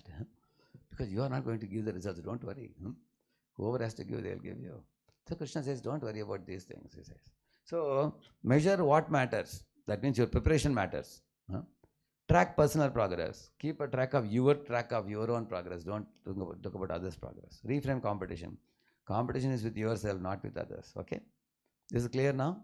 Overcoming fear of competition. Another one, peer and parental pressure. Now many parents, they want to see you happy. They want to see you flourish in your academics and then subsequently in your career. Once you settle in your career, then they will be peaceful. But till then, their love for you comes sometimes in a very aggressive way. Sometimes they will say, you be whole night awake and I'll make coffee and tea for you. You study for the exam. I will also keep awake with you sitting next to you. They want to see that. So their affection for us comes in sometimes aggressive ways, which we find it difficult to digest sometimes. So don't get too much shocked. Here there are some solutions given for this. Everyone has their own timeline and path to success. Here you see, This is also talking about comparison. Parents also should not compare their children with others. I think like this class, we have to give one class for parents also. Isn't it? Just as you give for the students. Many parents don't know. They say, hey, look at that guy, look at this, what are you doing? Actually, asking questions like this makes the students feel very, very broken down. That affects their morale very much, isn't it? So, one thing is, you see, our body is like a particular model car. Like you all have seen a Luna, you have seen a Maruti, you have seen a Benz car, isn't it? If you keep a race of these three vehicles from, say, Pune to Lonavala, if you keep it like that, which will come first? Benz. Which will come second? And the third one, Luna, no matter how much you apply pressure, it will have its speed. But there's only one thing that can make Luna come first, if a helicopter comes and lifts it and then takes it to Lonavala, correct, no? Sometimes God's grace can change your destiny also. That is why we say, when you do work, 4 types of work you can do. Beyond that, you cannot do anything. First is hard work, which I am sure all of you are doing. Second is smart work. Smart work actually makes difficult things be accomplished in a shorter time. If you find out a kind of, what do you call it, a kind of shorter route. Like in a temple, we have something called Vyasasana, we call it Vyaspeet. So when they designed it, it was a very huge, like a Simhasan kind of thing for us to sit. So the first day they told me that, Prabhu, you are the president of the temple, we want you to give a lecture sitting in that. We are going to inaugurate it. So I sat, very huge thing, and for bringing that, almost 20 people are required to lift it. It's like teak wood, a very heavy one. So then when I was playing the kartal and doing kirtan, they had put a wheel to bring it easily. So somebody gave a smart idea. Because hard work is for 20 people lifting. Once you put a wheel, only one person is required. But the problem is, when I was doing kirtan, the whole Vyasasana went to the other side. And all are sitting here, I am there. So I opened my eyes. Then they dragged it and brought it back. So I said, what kind of smart work is this? Your smart idea is not working. Then another intelligent devotee came. What he did, he made a lock for that. Right, no? So once you make a wheel, you move it. Once you fix the place, you can. So it's a very smart idea. Correct, no? You don't have to lift it. Lifting takes 20 people. Only one person can do those. Similarly, in your studies also, if you find smarter ways to study, so you can do hard work, you can do smart work. Then third one is you can do teamwork. Teamwork means a few students make friendships with each other. Those who are good in different subjects, they help each other, correct, no? So for you to be friendly with one another, you have to be humble enough. Humble, patient, friendly, accommodating, understanding, courteous, kind, helpful, well-wishing nature. So these are all sattvic qualities. When you cultivate the sattvic qualities, you naturally have a group of friends with whom you can take help and give help, share and receive, correct, no? That will also make your study very easy. And the fourth thing is the empowerment through prayer, about which one more slide will come later. When it comes, I will tell you about prayer. So if you combine these 4, prayer means the difference between what you can do and what God can do. So like Arjuna or Hanuman, when they prayed to Lord for help, then they got multiple times empowered to do great things, humanly impossible things. So here the example of unhealthy comparison is given. And here these 2 kids, they are very friendly, you see. So we'll communicate realistic timelines. Have an honest conversation with parents about your progress. How many of you talk like this to parents honestly? You explain your situation to parents? Almost half of them, almost half. Other half, I'm not going to ask you what's the situation. But if you can tell your difficulties to parents, tell them I'll try my best, but 1 or 2 subjects I have difficulty. I may clear or I may not clear. You accept me in either way, either case. Now, don't say that unless you come with a CA, don't show your face. So be honest with your parents. Focus on gratitude. Appreciate support rather than feeling pressured by expectations. Actually, friends, say 2 of you are good friends here. If your friend is a little weak, then you should always extend your help. Correct, no? Offer help to them. And if friend is better than you, you can always seek help. So friends should be like that. And even if a friend is weak in some subject, should we criticize them or joke at them? We shouldn't do that. Because you may be good in one thing, they may be good in another thing. You heard the story, Einstein said, if you keep a tree climbing competition for the fish, fish will get F grade. Right now. And if you keep a swimming competition for the monkey, monkey will get F grade. Correct, no? And if a rabbit is trying to do tree climbing, he will fall upside down and have a brain hemorrhage. You know? So everybody cannot do everything. Correct, no? So therefore, sometimes you are jolly, sometimes you are sad, sometimes some subjects are easy, other subjects you go to sleep like this, huh? Isn't it? Isn't it? Sometimes you are healthy, sometimes you are sick. These type of situations are there in this world. Sometimes you get A grade, sometimes F grade. So Lord Krishna is teaching in the Bhagavad Gita, he is saying that in all these situations, you should practice equanimity. There's a word called equanimity. Equanimity means what? In plus and minus, you should keep your mind balanced. Like, when India won the cricket match, they put Sachin Tendulkar in the place of Arjun in the chariot. Krishna is driving chariot, and instead of Arjun, who is sitting? Sachin Tendulkar cut out, they had put.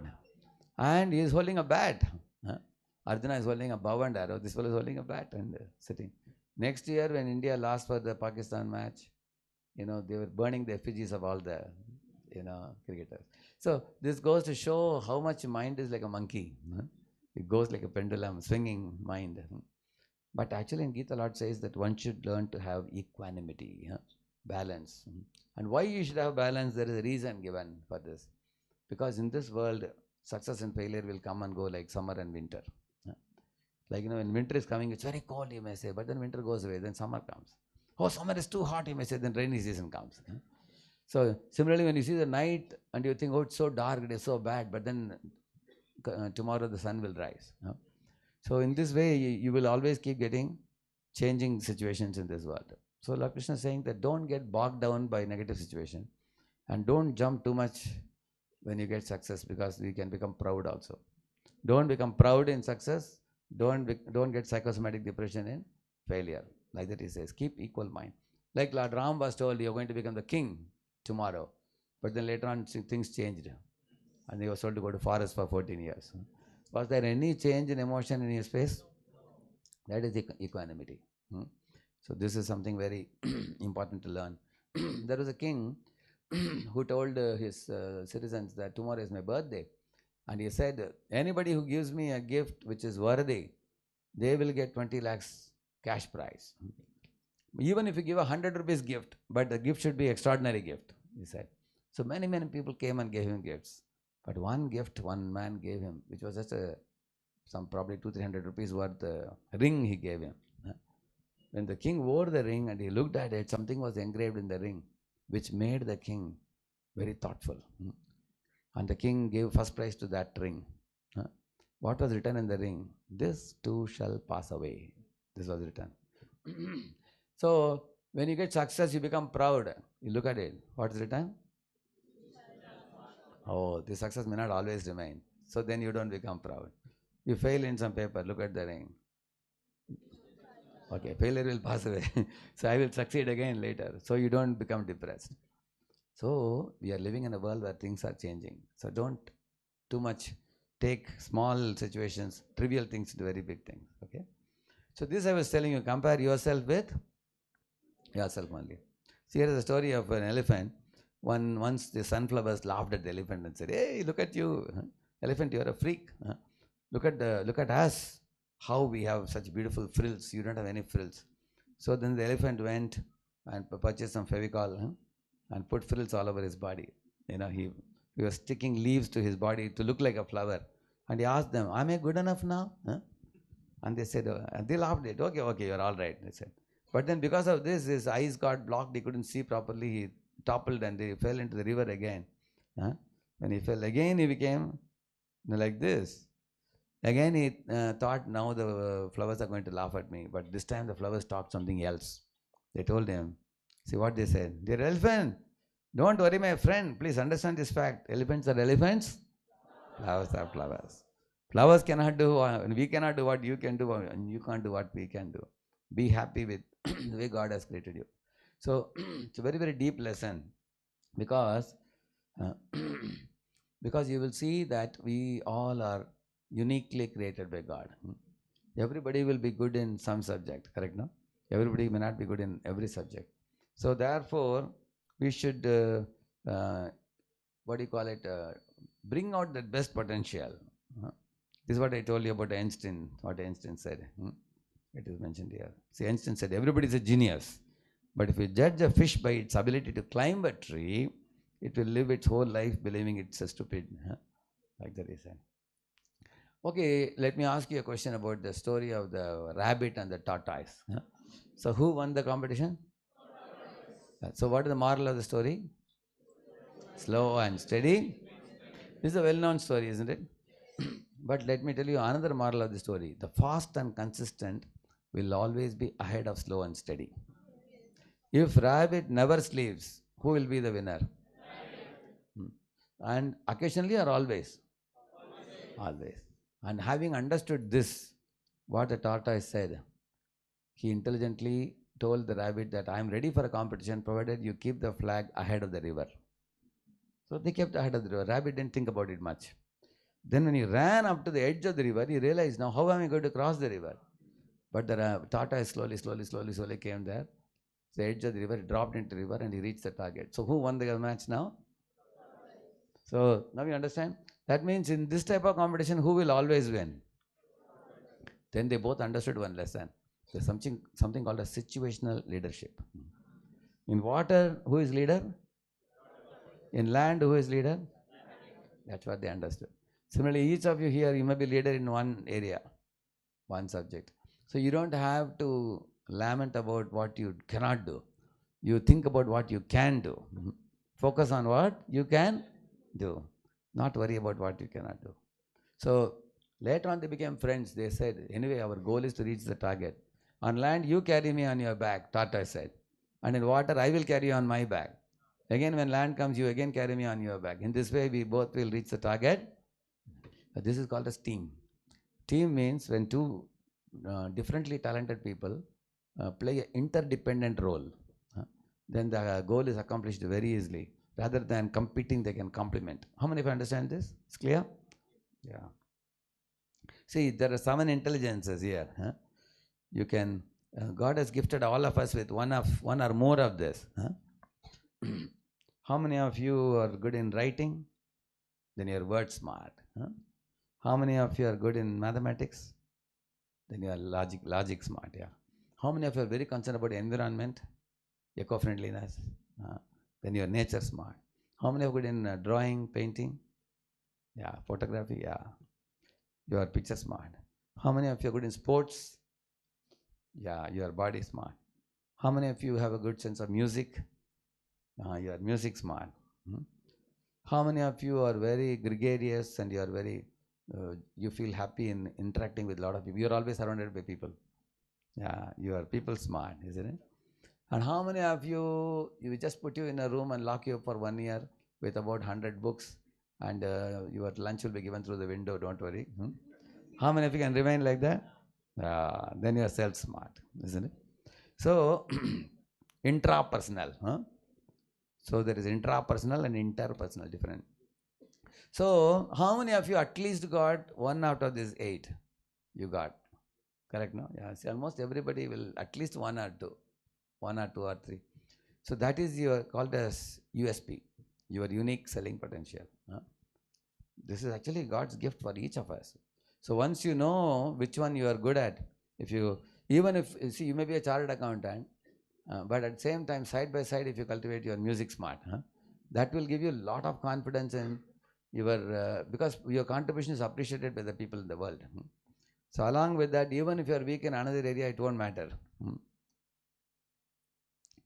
Okay, how do we build our willpower to face failure with courage? In case we have to face certain failures, how do we build our willpower? See, first thing is the morning affirmation. Start each day with a positive statement about God's gift for you. Just now I told you, God has given you 1 or 2 or 3 gifts for you, these intelligences. So pray to God that let me use these things properly, and you know, uh, actually morning time is a very good time for, early morning time is a good time for planning. It's a very good time, because at that time, according to scientists, you know, there are certain hormones that secrete in the early morning, and affirmations. It's like a wet cement. Can make impressions. Like we chant in the early morning. We chant the Hare Krishna mantra in the early morning. Many of the all across the globe, all the religions, people do practices in the early morning, correct? No, because that's a very nice time to build your character and gain focus and concentration. For especially difficult theorems and all, you cannot study in the early morning. It's very good to study them. And the daytime is very good for achieving your targets and goals, and completing your tasks. And night is good for reviewing what you did during the day and making a summary. Today, how did I spend the day today? How did I spend it fruitfully? How did I waste my time? Both you can write. Because some of the days we think that all day we didn't do anything substantial. So you can write that. In this way, now these are all willpower habits. Somebody is making plans in the morning, executing during the day, reviewing in the night. Here you see Arjuna is lamenting, I told you, in the beginning of battle. And now he put his Gandiva bow down. And here you see, now he is confident and is fighting. Correct? No? That means Krishna has given him that willpower by his teachings. So here in this slide I have written many different aspects which build your willpower. See, intelligence is nourished by higher consciousness, wisdom. Then you develop a higher taste. And see here, regulate the mind through meditation. And reading wisdom literature. Like I'm telling you many quotes from the Gita, Mahabharata and all. So when you read this literature, they give a lot of clues for you. Just like you got many clues today, correct? No?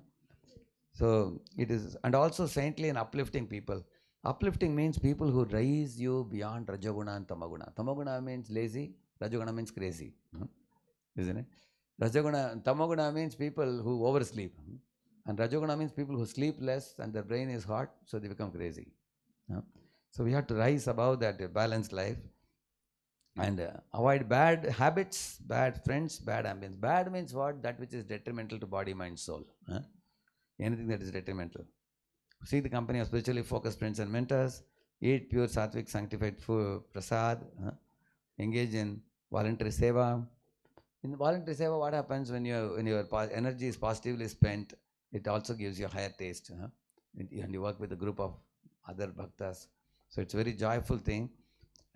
Like in our temple here in camp and in NVCC, Kartaj Kondwa, whenever exams, some students finish their exams, immediately they come for 2-3 days. They do rangoli, they do garland making, they do gardening, and they do many activities like that. They learn instruments like mridangam, kartal, singing. So these are all very light activities which are energy giving. Sattvic habits like early to bed and early to rise.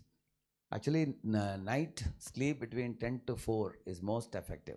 I don't know how many of you sleep at 10, but many students are sleeping at 2 o'clock, 1 o'clock. Some of them sleep at 3 o'clock also.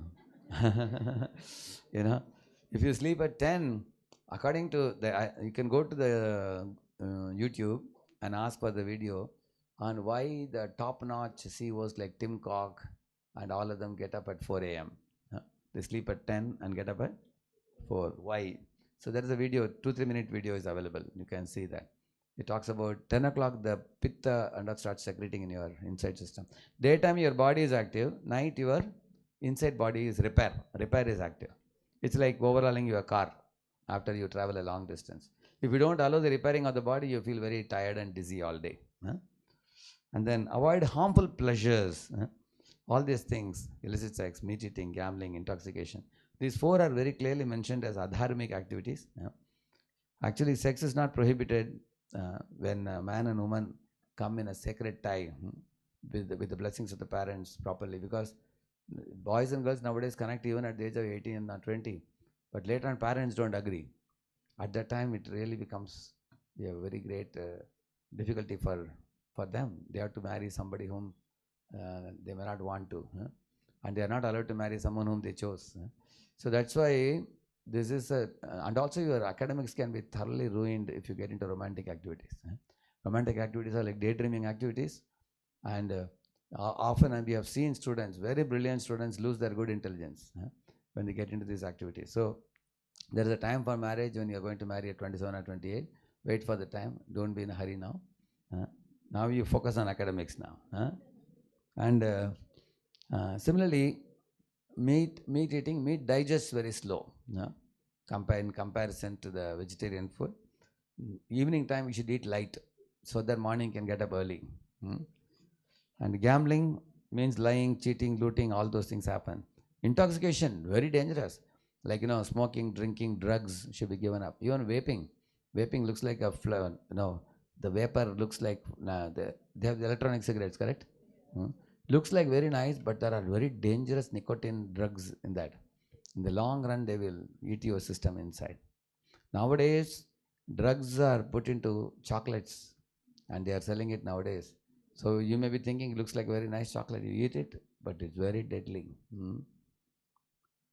So set inspiring. Actually, these four things, harmful pressures swallow your time also. Set inspiring spiritual and academic goals to stay focused and motivated.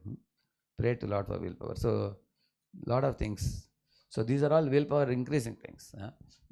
In fact, we as bhaktas, we practice in our community, all the 6,000 people I told you, they all are practicing these things. So I just gave the entire list in one sheet I gave you, but you can know more about it.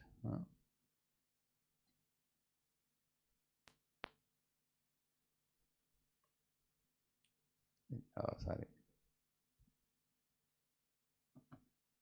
I think it's hanging, I think.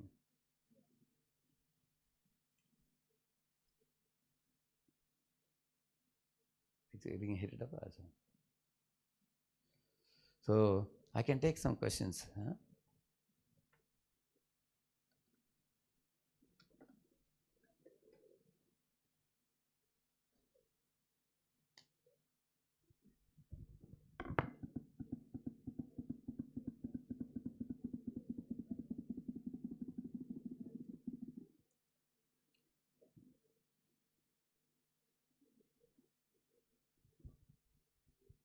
It's coming. Most of it I have finished there. Battery is getting over. You can put the charger.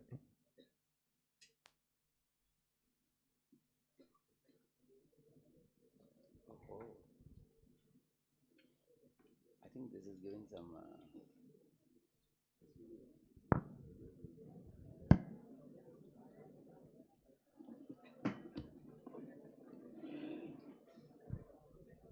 I am almost done. There are a few slides only. There are probably 3-4 slides, I think. Why it is hanging? Sir, I can take some questions, few minutes. Yeah. Anybody wishes to ask me any question? Hope I am not giving you too many things. Yeah, yes. Give the mic.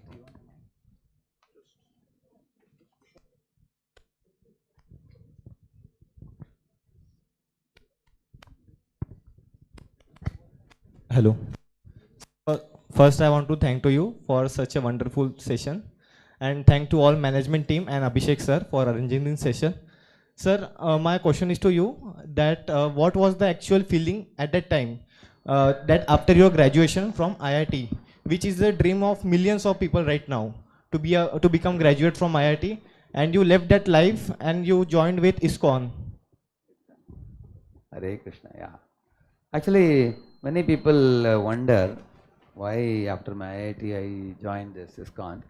I worked for about 3-4 years. I worked also. I had 3 sisters. I got them all married and settled also responsibly. And only with the blessings of parents I joined this. But I had a taste for this life even in my 3rd or 4th standard. At that time, I was also studying Bhagavad Gita and all, and I actually, my family, my grandfather and all were like Shastri. So I had a taste for it. And one thing strongly I felt was we should do something for the people of the world around us. We can see how people are suffering. And it became more and more clear as I went to the college days. I saw many students getting into smoking, drinking, drugs, and ruining their body, and also spoiling their mind, and also terribly suffering, although they come from good families, you know.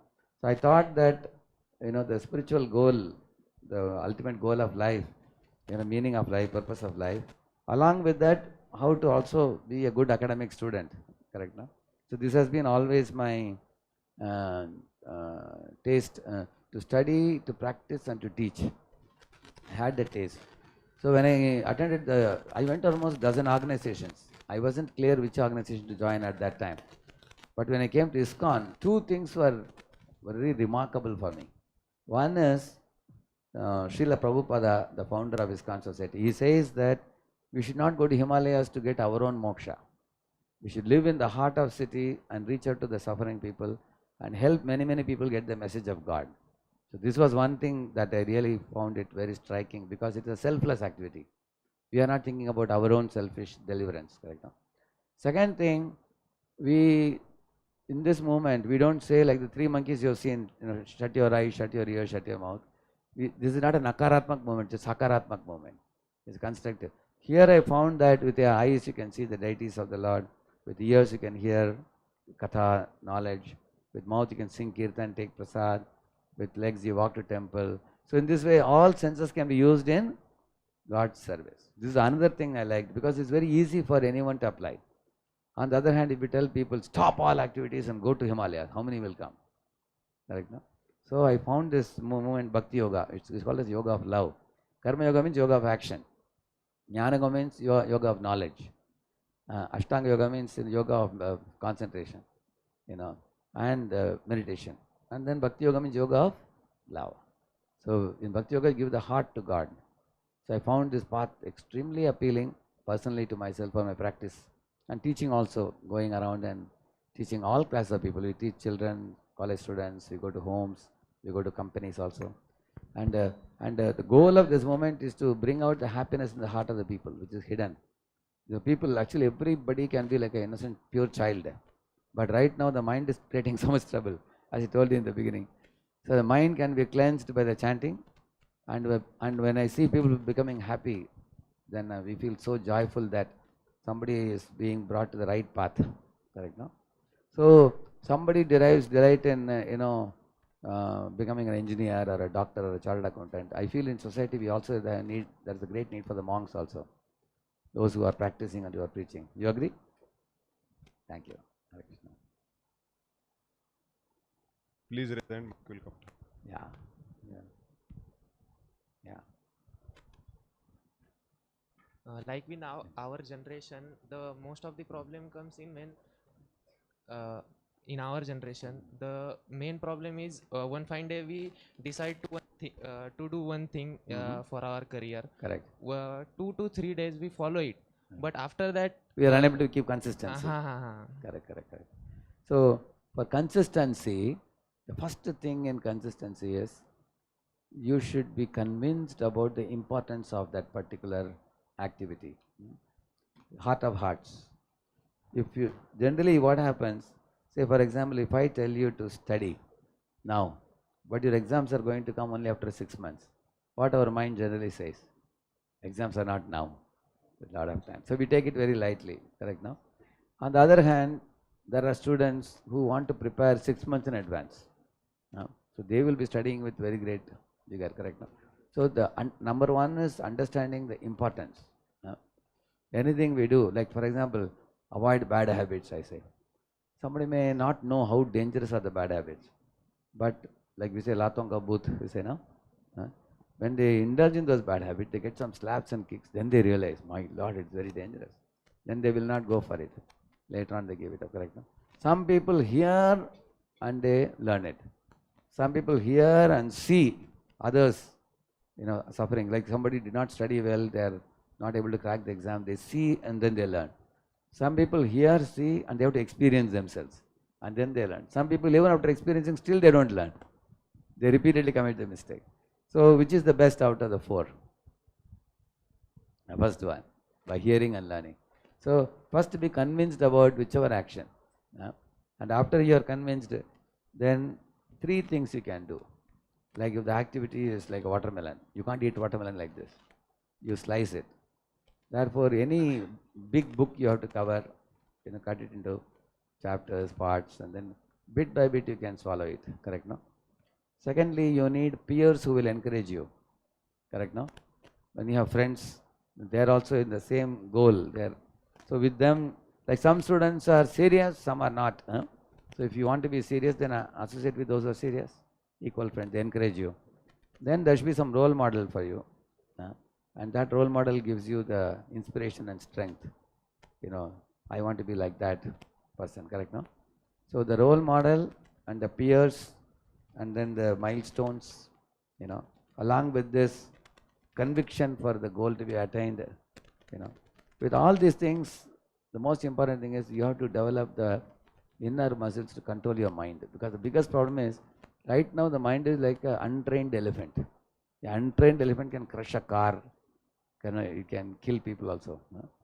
But the same elephant, they bring it to the, the circus, you've seen that? They train the elephant to sit in a stool, or elephant gives Ashirvad, elephant can carry you on the back, correct, no? That means the elephant is a trainable animal. Mind also is trainable. So one of the first trainings, you can remember this ABCD, 5 things. A for association. What is association? Association means some spiritual discussion, knowledge transmission, heart transformation. It's called association. So right now, today we discuss certain spiritual principles we discussed. Then there is a knowledge is transmitted. You understand something. Then there is a transformation of heart that I am going to do these good things in my life. When it comes. So A is association. B is 1 page of Bhagavad Gita a day. Like we have many books. If some of you come from a Christian or Muslim background, you read Bible, Quran also, you will find 1 page a day. Because these books actually are carrying a lot of valuable things you can apply in life. So B for a spiritual book, 1 page a day. Third is C for chanting. Chanting is very easy. Even the fingers you can do. Hare Krishna, Krishna Krishna, Hare Hare, Hare Rama, Rama Rama, Hare Hare. So like this 108 times if you do, it takes you just 10 minutes only. Any time of the day you can do. The morning or afternoon, evening, night. See for chanting. What does this chanting do? It calms the raging mind. And it also removes the viruses from the mind, like I told you, revengeful thoughts, anger, fear, greed, all these things. It actually detects virus and removes virus.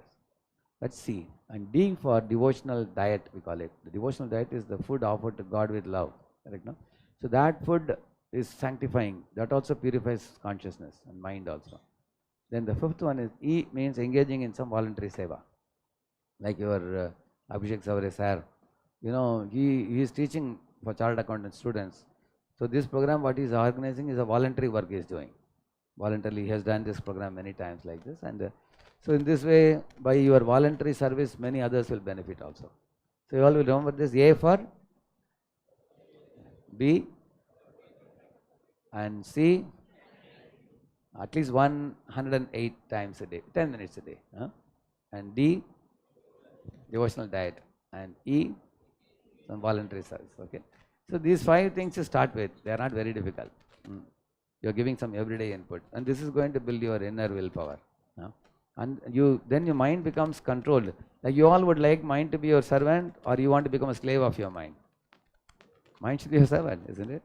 Like say, Uber, Ola, sometimes you are sitting behind and tell the driver, take me to temple. If he takes you to liquor shop, that means he is not in your control. Correct, no? So he should listen to you. You are the passenger, correct, no? Similarly, the mind sometimes there's something else. What we want to do some right thing, mind takes you to wrong thing. Because the mind is right now impure. So we have to purify the mind. These 5 agents are powerful purifying agents, right? Is clear? You had a question? Yeah, please give the mic. Yeah. Here? Okay, there also, yeah, please. Hare Krishna. Hare Krishna, yeah. What spirituality actually means and how we can achieve it? I mean, stick to God. Like Virat Kohli and all, we see many examples. They chant and all. And yeah, correct. Actually, spirituality, what is the meaning of spirituality? I told you in the beginning of the class today. Body, mind, soul. So who are you out of the 3? And you are awarded with 2 additional things, which is mind and the body.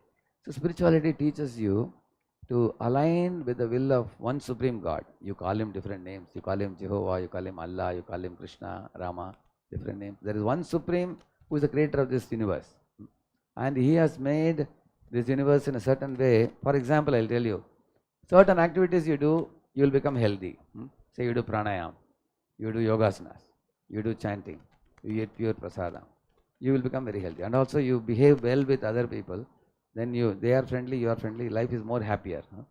On the other hand, you smoke a cigarette, we get lung cancer. We drink liquor, we get liver cirrhosis. We chew tobacco, we get ulcers. That means the universe is designed in such a way that when you do things which are sinful, they lead to harm of the body, mind, soul. So if the body, mind, soul, all three have to be healthy. Then we have to align with the teachings of God which is available in this wisdom literature. And that is called spirituality. Is that clear? The goal of spirituality is ultimately very simple. All of you can repeat after me, okay? Love God, love all. This is the end result of spirituality. That means we love God and love all. We don't have any enemy in this world. Every living being is a child of God, and like I told you, every one of you is divine. But the mind surrounding the soul is creating the problem. And you will, even like Prahalad, when he saw Hiranyakashipu, he still loved his father. He prayed for his father. Because he saw that the soul is pure. Only Hiranyakashipu's mind is creating problem like stinking socks, I told you. So spirituality means to be able to benefit all living beings around you by aligning with the will of God. And the ultimate, right, we all have come from a spiritual plane to material plane. By spirituality, we will go back to the spiritual plane where everything is pure. There is no old age, there is no disease, there is no death. Whereas when we have come here there is old age, disease, death of the body. Is that clear? It will become more clear when you read Gita little by little. It will become more and more clear. Which is one more hand up here. Yeah. Yeah, please. Yeah. I have a question regarding God, Ram and Krishna. Okay. Still I am confused because their character is so much different. Karma Kand, which is related to God Ram, and Karma Krida, which is related to God Krishna. Correct. What is the difference between that? See, some people like leaders who are very straightforward, truthful, serious, and following Ekapatni Vrata, accepting only one wife. And for the sake of truth, the leader who lays down his life. How many of you are attracted to such a leader? Like I told you just now. Correct, no? There are some. And there are others who are attracted to a leader who is playful, sportive, naughty, mischievous, and that kind of leader. Correct? How many of you are attracted to that type of personality? There are others, correct? No? Therefore, one Supreme God is doing triple acting as Narayana, Krishna, and Rama. All three are called Purushottam. Just like, for example, when a man goes to office, he dresses in a certain way. When he is at home, he will dress in a different way. Correct? No? Like our Prime Minister of India, when he goes to Parliament, all the Army, Navy, Air Force, tomorrow is 15th August, is it? You will see all of them come to salute, correct? No? The Prime Minister. But the same Prime Minister, when he goes home, he will be bowing down to his mother. There he doesn't say, I am PM of India. He doesn't say that. Correct? No? Similarly, Krishna is the Lord at home. And Vishnu and Ram, they are Lord in the Parliament. Is it clear? More clear now? Yeah. What was your question? Give it to her. Sir, I always happen to wonder why there is life in the Brahmanda, like why the universe is not stand still. Okay. Why there is life and how there is life. Yeah. Like why are we all here according to the, let me put it very simply. You see, there is a spiritual plane and material plane. Spiritual plane, all the living entities with God in the center. Just like you have seen Vrindavan. You have seen Vrindavan, Krishna is the center.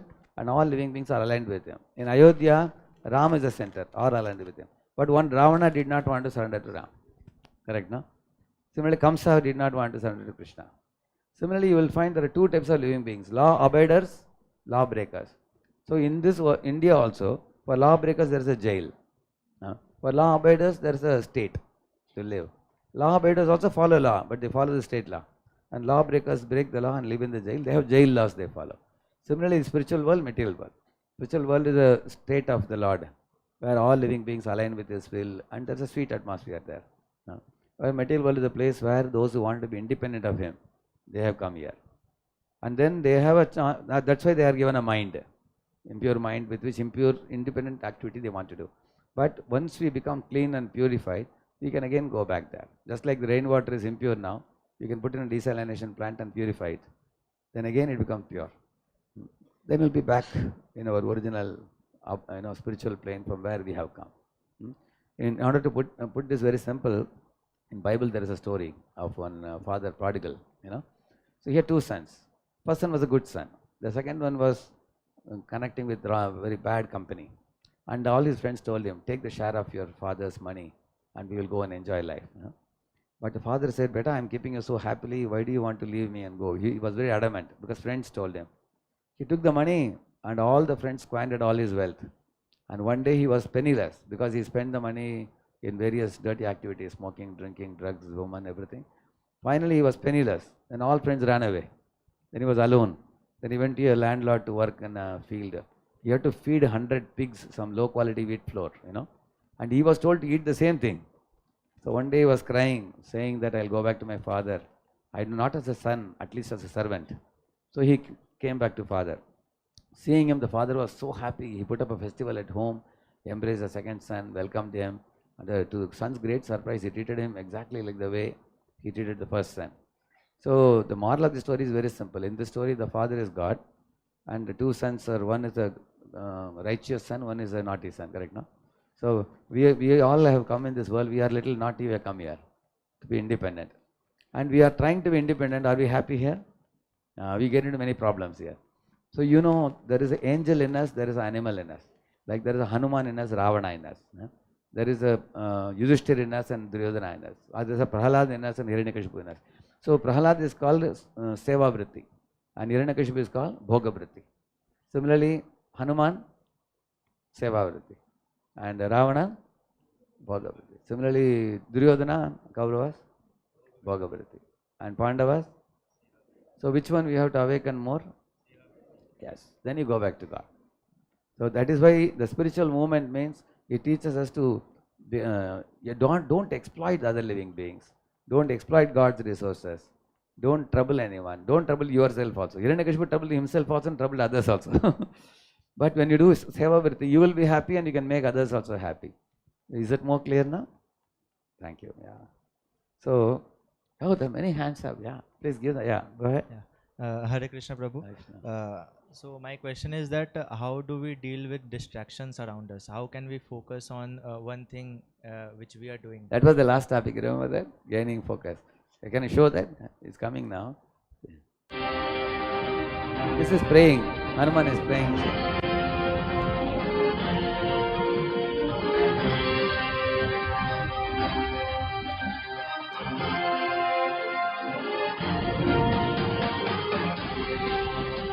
See, Hanuman, before jumping off from the Mahendra Parvat, he first offered prayer to his father Vayu, his guru Suryadev.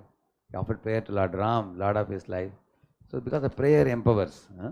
And not only this, even many other things he did. Even this, bringing that Sanjeevani Jadibuti he brought. So many things. Similarly, this is Srila Prabhupada I was telling you. Prabhupada going in his ripe old age of 70. Any of you, can you think of a man at the age of 70 going to a country like America to start the movement? At the age of 70 he started. He went in a cargo ship. He got a couple of heart attacks on the way. Still, Krishna blessed him, and then he arrived at USA and then started the movement in 1965 when he was close to 70 years. And then 1 year he didn't get any support. So he went to a park, Tompkins Square Park, and there he sat and loudly sang the Hare Krishna mantra. Many hippies came and joined to the kirtan and everything. Eventually the movement became very big. Like now you see there are 1200 centers worldwide. It has expanded all over the world. So in this way he was empowered to do superhuman activities even in old age. People generally think if you become 70, 80, people think you are not very important. But he started all these activities after 70. Now you all are so young, you are all just 20 now. You can do much more. See, this was an article in one magazine. Yeah. So you are asking about social media distraction. This is the one. See, so avoiding social media distraction, time wasting, scattered focus. See, time. What you can do? First solution is given here. Time blocking. Schedule specific periods for social media use in a day. Again, for you to use the social media only in that period of time requires willpower. Correct, no? Otherwise, making plan is very easy. We have to implement it. So the main willpower producing things are like taking a sankalpa and sticking to it. And also chanting gives us a lot of determination. Early morning chanting gives a rock-like conviction it gives. Similarly, app blockers. How many of you already put app blockers in your? Very good, correct? No? It wastes you save a lot of your time. And then healthy replacements. Replace scrolling with hobbies and devotional service. Which means, why do you go for scrolling? Because sometimes studies become boring. Correct? No? Therefore you go for scrolling. Correct? No? So, therefore there has to be, you can learn yoga. Any of you learned yoga? Yogasana? Yeah. It's a very nice hobby. Instead of scrolling, yoga is better. You can do jogging, you can do yoga, pranayama. That's very good. You can take out some time for that. Swimming. So these are much better than scrolling. Scrolling, if you are simply sitting and watching a TV for 6 hours a day, people become like couch potato, we call it. So you can have healthy replacements, you see. Similarly, chanting. And chanting meditation is going to build your inner muscles also. If you take out time in the early morning and chant. See, think to focus your thoughts on your goals, plan a detailed proposal and execute by putting into action. So, Sattva-guna, I told you 5 activities, ABCD, correct, no?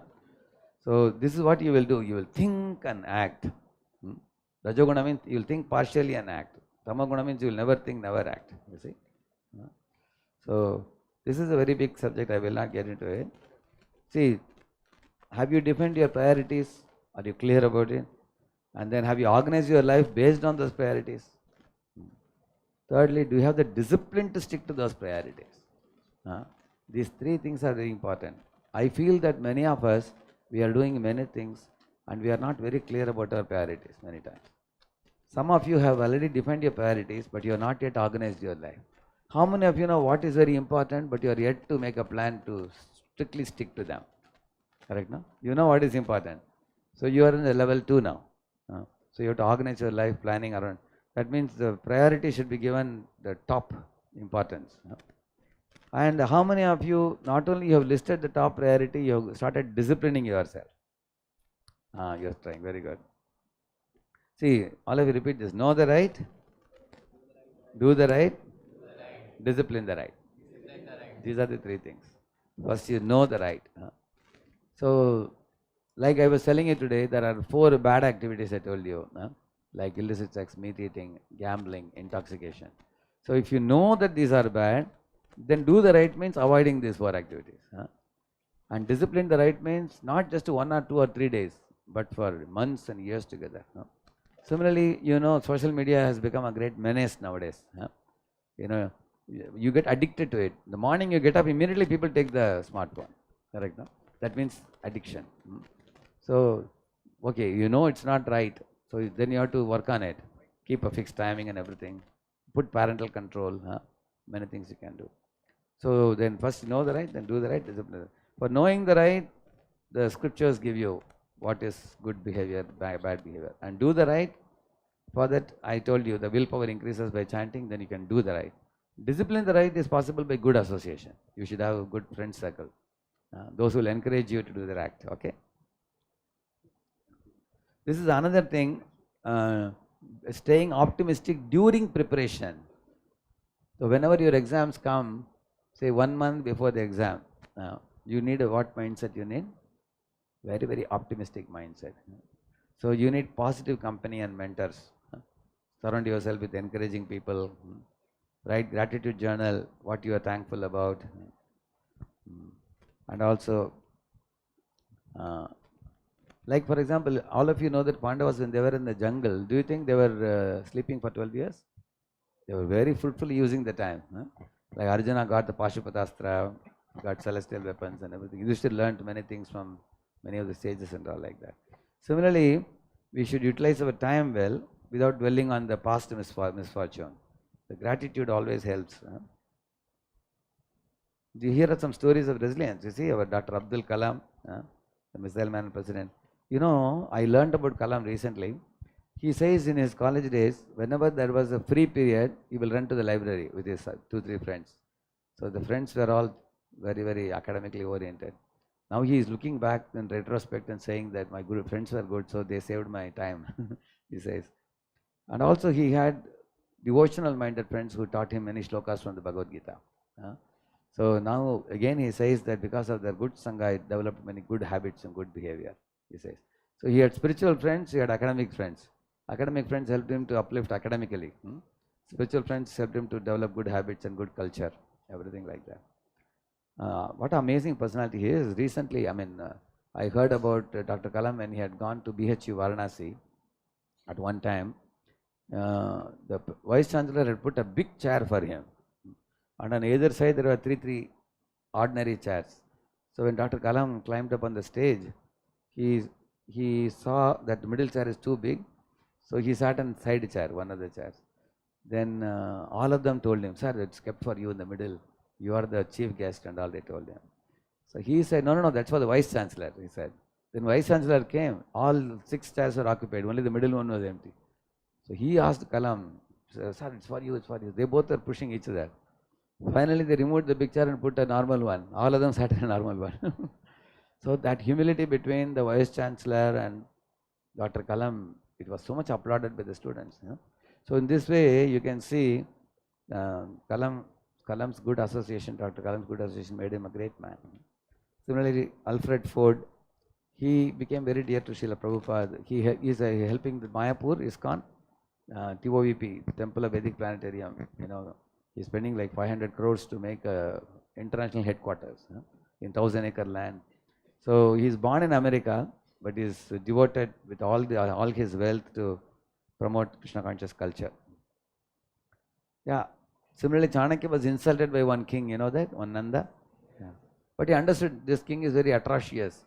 So he found out a young boy to train him, and then he dethroned the king and he posted him. Then came the golden age of the Guptas. Correct, no? Yeah. So this one man changed the fate of India. Correct, no? So from this, what you learn, these are all examples of resilience. People who bounced back in trying situations. Yeah. Okay, here is a kind of schedule that is given: morning and daytime and evening and night. How you can spend your time. I think this is the last slide. I think it's okay. This is very good. Well, let us see. You all have to answer this like a quiz for you. How to convert the negative statements to positive. Okay. Negative thought. I am scared of exams. What can you say? Instead of that, this is the answer. I am preparing my best. Correct? Negative thought is, everyone is ahead of me. Instead of thinking like that, you can think, I am on my unique journey. Correct? I might never succeed. Negative thought comes in the mind. Each attempt brings me closer to the success. Correct? No? If this is success, I have come here, I come here, I come here. So you can think like this. So in this way, this is a mindset reframing, you see. This is what I told you, talents, unique talents. This is the last slide, whatever we learned till now, key takeaways, okay? Please all of you repeat, compete with yourself. So this I told you, focusing on your personal growth and not others, correct, no? Second, willpower grows with use. That means you have to build your mental strength through the meditation practice, mantra meditation, I told you. Mantra meditation actually, the beginning, 108 times standing also will be difficult for you. Sitting in one place. Nowadays students cannot sit in one place. All of us sitting for so long is a very amazing thing. People want to. I was telling, sir, you was telling me morning 7 to evening 7 you all sit. I said, these are like rishis in the forest, I was telling. Very difficult, Maila. He said, he has trained all of you like that to sit through for the whole day. He said, they are all spirited about the ultimate goal. So they are all very hard working, he was telling. It's not very easy thing. But in this way you develop a willpower through meditation. Third one, guard focus from distractions. Okay, one of you are asking about focus and avoiding distraction. You can, in YouTube you just put focus, Radhesham Das. You put 3 lectures you will get. 2 of them are spoken here only. I spoke here out of the 3. Okay, there you'll get a lot of ideas on this. Okay. Also, there is one more lecture, Arjun ke tarah focus kaise kare. That's also one lecture. So focus, if you get, you will get it. And faith fuels inner strength. And this is through the prayer, I told you. Prayer for empowerment, correct? No? Failure is feedback. So failure is not failure. It's a feedback given to you to improve. It's a feedback given to you for improvement. These are the summary of what we learned today. The total summary. So, can I take 5 minutes questions? There were many hands up. This is the ABC formula I already told you. Association, Bhagavad Gita, C for chanting. See, if you chant, you will be in the yellow zone. See the yellow zone. That's called sattva, sattvic zone. If you go to red zone, it is passionate zone. If you go to black zone, it is tamoguna. You are drowsy. I told you, below is lazy, above is crazy. The middle is sattva. So by doing this ABCD, you come to the yellow zone. There are also PhD theses on this. Yeah. See, even the schizophrenia type of mental illnesses have been cured by chanting. This sattvic diet, deeper diet. Nice plate, no? Come to ISKCON, you will get like this. See, even somebody says, you people only eat only vegetarian. Yes, vegetarian, but even an elephant is vegetarian. Is it a weak animal? It's a strong and gentle animal, isn't it? So, these are the 4 things we have to avoid, I told you. No intoxication, no gambling, no meat eating, and no illicit relationship. Keep your mind prayerful and positive, heart fearless, and efforts consistent. You agree? Yeah. Thank you. Hare Krishna. Is it getting late? 5 minutes I can take. Yeah. Just a small announcement. Seeing the overwhelming response and the number of hands raised for questions, on your WhatsApp groups, there is a Google form link where you have to answer some questions what you heard about, and there is a space where you can mention your question. There is my WhatsApp number. You can ping me your questions. I will make sure all questions compiled sent to him within few days. You will get the responses. Okay. Still, we can 5 minutes. We can take. Yeah. Yes. And I have given some contacts also. If any of you write to me, I'll reply back. Okay. Yes. Hare Krishna. Hare Krishna. Yeah. My question is to you that as you mentioned that we should have a plan B. Correct. But the problem is that if we have a plan B, then our mind that gets It's always there. Another solution is there. We think like that. Correct. Yes. Whenever difficulty came, then we get directed towards that. Yeah. One thing is plan B should be kept inside the bureau. You should not think about it. Plan B should only be thought about after the exams are over. Once you write the exam, let the results come, then you can keep that alternative in mind. But those students who don't have a plan B, some of them, they feel practically the breathing is lost. When the exam results come, they had no plan B at all. Some of them have committed suicide, you know that, right? Across the country, whether NEET exam or in Kota, Rajasthan also, dozens and dozens of students are committing suicide because they don't have a plan B. They think either I crack it or I am gone. They think like that. But academics is a small part of life. You are all right now young students, but there are other aspects of life also. There is entertainment, there is prayer to God, there is relationship with parents, and there is hobbies in life. But academics is not everything in life. Therefore, we teach the students to see that this life is only a flash in the span of eternity. You are changing from one body to another, correct, no? One shouldn't get bogged down by this. What I am saying is, don't keep thinking about plan B every day. Your plan A is the main focus. But plan B is only like the trapeze artist, you have seen that in circus? You've seen trapeze? Yeah. So when they're doing it, they'll put a net below. Why they have a net? Not that he has to fall always. In case he falls, there's a net. If there is no net, what can happen? He'll break his head or something. Therefore, because when he leaves the trapeze, one trapeze and goes to the next one, while jumping, there is a likelihood of falling. So they have a net. So your plan B is like that. Correct now? All right? Yeah, thank you. Yeah, here? Yes, there are many. Yeah. Hello, sir. Okay. I have a question that gave us a long list of things Yeah, that yeah. we can try doing. Yeah, yeah. And if we do try it, I can some- also give this PPT to sir. I can give it. He will send That it to all of you. Yeah, yeah. Thank you. Yeah. But if we do follow a lot of things, or even we try to follow it, sometimes situations arise that we just simply get put off track, or something comes up that does not let us follow through with the plan. Yeah, yeah, So yeah. what can we do in that That is due to the previous habits. Hmm? Our previous habits keep revisiting. For example, you decide that you will sleep early and get up early, but you will find that you are dragged sometimes to late night. You are not sleeping on time. Then morning getting up also gets late. Similarly, you make a plan to study a subject in 1 week, but sometimes you fail in that, correct, no? So we many times we make a resolution, but we don't stick to it. We don't follow through. So therefore, there has to be a kind of track we have to keep. Because there are 3 gunas, sattva, rajas, tamas. In sattva guna, you make a plan and execute it. In rajaguna, you make a plan, but after some time you fail. In tamaguna, you neither make plan nor follow through, correct, no? So if you are already planning, you are better off. No? So we are shuttling between sattva and rajas. So increase the sattvic activities, like I told you many things today. You will see that you will be able to execute your work as per your plan. You have a deadline you have made. In this period of time, I want to do this. You can stick to it. Same with habits also. One of the reasons why many of us don't stick to our habits, we also have other people also around us, our friends circle sometimes, they are slack, so we become slack also.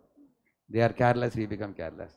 So I would say that you should have 1 or 2 friends who really motivate you to attain the goal, and they are little ahead of you. So if somebody is ahead of us, we are inspired to also run behind them. Otherwise, we may get carried away, correct, no? So therefore, I told you 3 things. Your peer association, your role model, and then another one I told was like landmarks, like slicing into pieces, correct, no? So there are many solutions, but for all these things you need willpower. So the root of all activities, 2 things. Study of the scriptures gives you intelligence, and chanting gives you willpower. These are the 2 most essential things. Like that's why I'm carrying this always. As soon as I get some time, I will chant, because this will increase my willpower.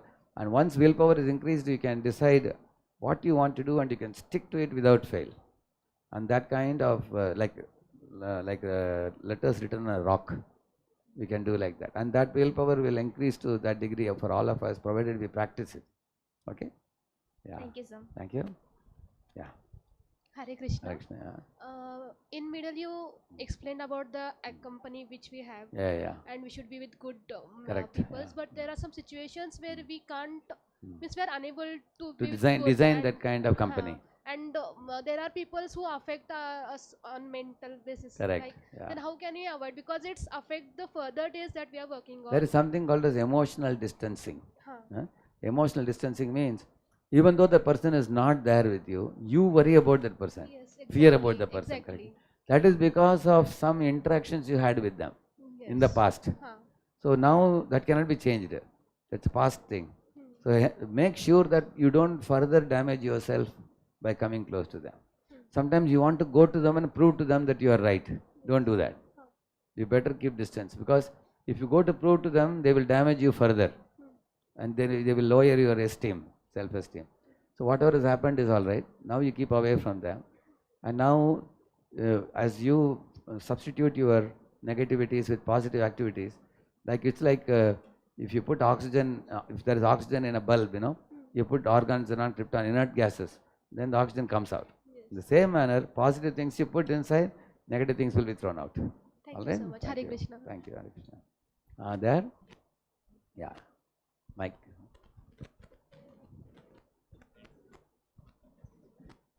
Hello. Radhe Krishna. Hare Krishna. You said that your conviction was solidified when your guru said that you can follow your karma, path of karma through people or Correct. working with the people. Reaching to the people. Yes. That's right. Yeah. So I wanted to ask, what are the morals or ideals should a youth have, or should the models should drive him on a personal level, on a societal level, and on a national level, so he can walk that path of karma? Correct. Yeah.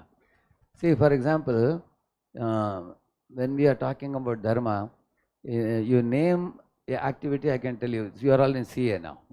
For example, honest dealing with money is important, correct? No? Like there is a company called Volkswagen. This company, when they made one software which is called as a device defeater. They made one software. So as soon as you put the testing machine, it will show that the pollution is within control. But actually the pollution was 40 times more. You know, it was like that. So in 2010, I think they made, by 2015, they had saved $7 billion. And for their shareholders, everybody, they gave a lot of money and they were floating in success like that. But in 2015, one group of engineers found out that they are cheating. And then they had to pay a fine of $38 billion. So where is 7 billion, where is 38 billion? 4 times they had to pay, and the reputation was also lost, that they were cheating the mass of people. So here is example of lacking ethical conduct in their business dealing, commerce, correct? No? Similarly, the Enron scandal also. Yeah, there are also others. There is, I don't remember the name. One fellow was given 150-year jail sentence. Can you imagine? I don't know whether he'll live 150 years. Yeah, because he looted very big amount, very billions of dollars like that. So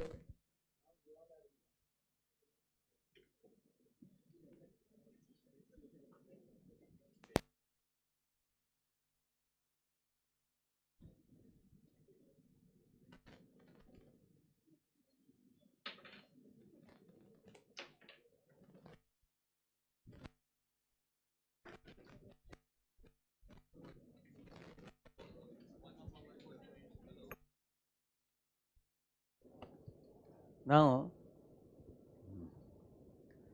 for example, when you become a CA, CAs are in great demand, you all know very well. Huh? Because money is the most important aspect in business, correct? No? So there will be many opportunities for you to cooperate with the fraud, correct? No? So like say for example, a health inspector, checks a company has to treat the chemicals before putting in the river, correct? No? But that will cost 5 lakh rupees. The company says we will give you 1 lakh, you sign that, we have already treated. So company saves 4 lakh and the health inspector gets 1 lakh. But those who suffer are the people who drink their water. The cows may die drinking their water. So a lot of things are happening like this in the world. So when we talk about any field, you name a field, there is a way of acting according to dharma, and there is a way of acting according to adharma, correct? No? Now, when it comes on a national level also, I heard that our Prime Minister has crores and crores of rupees allotted for NGOs. But one of the talks our PM has said that I am looking for genuine leaders who will take this money and use it for the welfare of the public and not swallow it themselves, not keep it in the side, correct? No? So leaders are looking for such NGO leaders. Why the NGO started, that? Because sometimes you have a government organization which is sleeping, not doing anything. One NGO leader comes putting his sweat and blood, doing something nice, then the government gives support. But in the name of NGO also nowadays many things have started. Isn't it? So in this way, to put it very simply, 2 words are used: Bhogavriti, Sevavriti. Whether it is personal, whether it is family, whether it is national or international, in all levels you will see, like Prahlad and Hiranyakashipu are one family only. But father is torturing the son, correct? No? Within one family only you see that. So he has Bhogavriti like that. Similarly, one family, Kauravas and Pandavas. Kauravas are troubling the Pandavas. Now we can see at a national level also, one nation troubling another nation. Like there is a Hamas and Israel war going on. Ukraine and Russia is going on. And China is now thinking of attacking multiple countries. They are making plan, correct now? And Trump and our US and Russia, the Cold War is going on. Huh? So at national level you will find, a person who is aligned with dharma will unnecessarily not want to trouble the living beings, others, exploiting, abusing, that he will not do. On the contrary, ideal king means 3 things he does: protection, administration, welfare. PA, we call it PAW, protection, administration, welfare. You name a particular profession and I can tell you what is dharma, what is adharma, I can tell you. It's at every level it's understandable. So Like for example, India took lead in G20. Yes. Yeah. So all across the globe, many countries have come together because they like the universal principles that India follows. But these universal principles, where are we getting from? Vedas only we are getting. If you read the Shanti Parva, for example, Bhishma is telling to Yudhishthir, he's telling how to recruit a leader. If any of you want to know, tomorrow you become an entrepreneur, for example. How do you recruit it? 5 things he says. ICHOD. You can remember. Huh? I means the leader should be intelligent in his field. That's the first thing. And C means he should be a person of character. Not only he is intelligent in his field, character. H means he should be honest in money transaction. And O means he is obedient to you because you are the one appointing him. If he is overthrowing you, there is no use. He should be obedient to you. And D means he is dutiful and responsible to the job given. He doesn't give some glib excuses and doesn't do the work. He is dutiful. So these 5 qualities anybody has, you can choose him as a leader of a department. Like that Bhishma is telling to Yudhishthir. So like this, there are a lot of sutras are available. What to do, what is aggressive dealing, what is passive, and what is assertive. Assertive is the midway. Like for example, a snake was telling Narada that, boys are pelting stones on me. So Narada told him, okay, don't bite them, but you can hiss at them, isn't it? So when next time snake hissed, the boys ran away. So if boys are allowed to be pelting the stones on the snake, that's called passive. And biting the boys is aggressive. But assertive means you give them their freedom and you take your freedom. That's assertive. So Vedas talk about dharma like that. Dharma means actually a living being should not abuse others. Don't cheat others, don't get cheated. Correct, no? Don't abuse others, don't get abused. And that is assertive behavior. So in this way, it's a very vast, your question is a very brilliant question. And according to the position of the audience, we explain it. Like we are talking to all of you students now. Similarly, I go to government officials, I speak to the corporate business people. According to their field, when they ask questions relevant to their field, we explain. And dharma is not very difficult to understand. Ultimately, the dharma explained in Shastra is love God, love all is the ultimate dharma. When you love God, you will love all. So imagine if you consider all of them to be like a brother and sister, how can you exploit them? All living beings, not only humans, even animals, birds, plants, everybody like that. So that kind of broad vision is required for us to be able to do some good. Correct, no? Yes. Thank you. Therefore, we can give mic to the behind also, some of them. They have been raising hand quite some time. Please give it to them. Yeah. Hare Krishna. Hare Krishna. Sir, I want to know how to overcome dilemma and procrastination. Correct. So you can put procrastination, Radheshan Das in the YouTube channel, you will get it. There are 3 lectures, 2-3 lectures are there. Postponing is a very serious thing. We have to, it becomes a habit over a period of time. Correct, no? Therefore, one of the things for procrastination is the first thing, your task may be very big and sometimes very formidable, difficult. So what do? You slice it into pieces and take only one piece at a time. Finish little by little. Then you will be a little more confident. Secondly, be accountable to somebody. Is there any one of your friend who is pakka in doing the work on time? So make friendship with him and tell him that, my dear friend, as soon as I finish, I will send SMS to you that I have done it. So be accountable to somebody who is really concerned about you. Being accountable to somebody, that also helps us like that. And also you can celebrate success after you finish 1/4 of the work or half the work. You can come together with your friends and you can, eat or have some party or something, so that you remember that yes, I had a target and I have achieved the target. Correct? Now you feel very happy about it.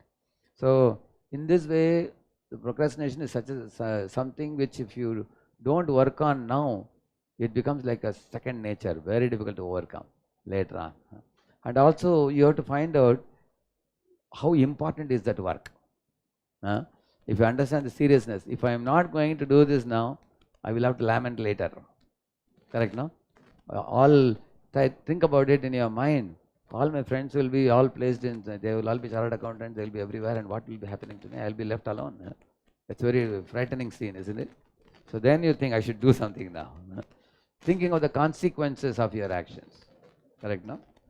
All these things become easy when you come to Sattva-guna. And Sattva-guna means you think and you contemplate. You will be able to do that. Okay? Thank you. Some other hand. Behind many hands. There. Yeah. Yeah, please. Yes.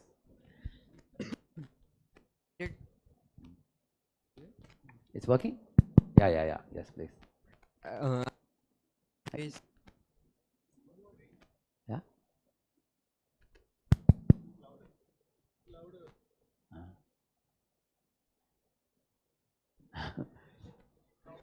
Hey, Mike, range is not coming. You can come a little closer.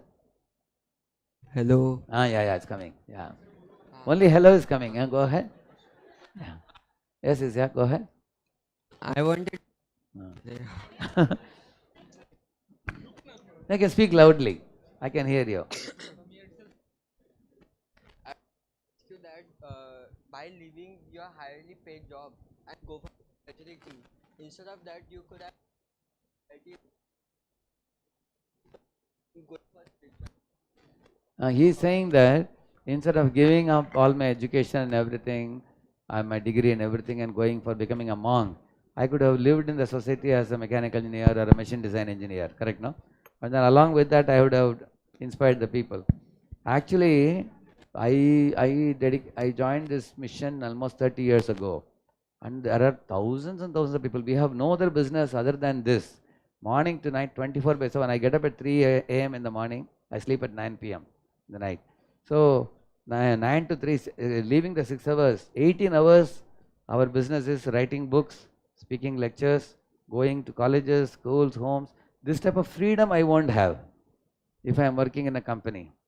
Imagine if I am working in a company, I am married, I have 2 children, I have a job, then at least 10-12 hours goes in that. And then we also have many other responsibility. And it's not wrong to do that. If somebody wants to marry, Lord Krishna doesn't prohibit marriage. In Bhagavad Gita, marriage is allowed. But those who want to remain monks, they have that nature, they can remain. And that is going to be a very small percentage of society. Even in ISKCON, it's not even 1% ISKCON. ISKCON has 3 million followers, out of which the number of brahmacharis, there will be few thousands, that's all. It's just 1% or so. Majority of them will be family people, 99%. When you come to our community, NVCC, Kadraj Kundwa, you will see that. Okay? Yeah, thank you. Behind that, yeah, loudly.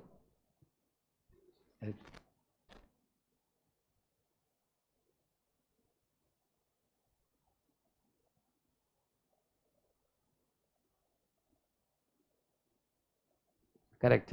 He is saying our karma gives happiness or our karma gives sorrow. It looks like the fate is fixed, for everybody. Is everything destined? People ask the question. See, how all of you think for a moment, your face cut, did you design it or was it given to you? It was given to you. And the family in which you were born, was it decided by you or decided by God? Correct, no? Yeah. The skin color you have, fair or black, is it given to you or you chose it? Given to us. So these are called destiny, or you are born in a wealthy family or a poor family, correct, no? But after getting these things, how you will use them, that is not destined. Just like, for example, July month you work, August 1st you get salary. But how you will use that salary is not decided. So according to your Purva Janma Karma, you get the body right now. So you are not a puppet of destiny, you are a maker of destiny. Like Krishna spoke the whole Gita. At the end he told Arjuna, now you can do whatever you want. Choice is yours, he said. So you have the choice. But your freedom will be increased provided you align with God. And you disobey God's laws, then freedom is reduced. Just like, for example, your father is sending you money every month. That money, if you spend properly, he will send you more and more. Tomorrow he may even write off a bank account in your name also. But in case you misuse the money, then the father will not send that much money. He will think that my son is getting into smoking, drinking, and also he will not send money. So by bad behavior, we restrict freedom. By good behavior, we increase freedom. Is that clear? Thank you. Thank you. Here also, yeah, okay. You can loudly speak? Yeah. How to forgive? Yeah. See, why you have to forgive in the first place? Because if you want if you want the relationship, say for example, one of your friends, you become very angry with the friend. You can do two things, either put a wall around yourself or build a bridge. If you build a bridge, the relationship remains. But if you put a wall around yourself, then it's finished. Then they are in their world and you are in your world. Correct, no? Our Dr. Kalam, in one quote, he says, best friends are those who say that I am very angry with you and I am not going to talk to you. And they go away and they come back and say, I am still angry with you. You know, that means, you know, they basically want you to take their anger seriously. Not that they have closed the relationship. Correct, no? So similarly, many times you will see people whom you are most fond of, they are the people who you are very angry with also. Because our expectations from them becomes more and more. It increased more and more. Like, you know, mother, father, brother, sister, in the family also we have a lot of expectations. But if you don't forgive, the sweetness and the joy of our exchanges with them will be finished. And we will feel very dry in life. So we have to decide the consequence of not forgiving. At the same time, I wouldn't say that you can allow someone to exploit you either. You know, if you find out that somebody is not fair in dealing, somebody is unreasonable, somebody is exploitative, then you will have to keep a distance. You may forgive them, but you don't entertain them anymore. Correct, no? But so you have to decide, I am not aware of your particular specific situation, what it is, but I am telling you general principles. Is that clear? Yeah, thank you. Yes, yeah. Yes, loudly.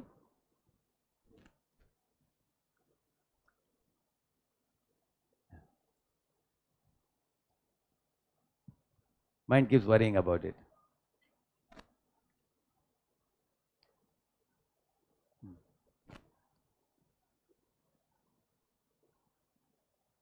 Yeah, she is asking, although we know that some happening of the past was unpleasant occurrence, our mind again and again goes back to that and worries about it.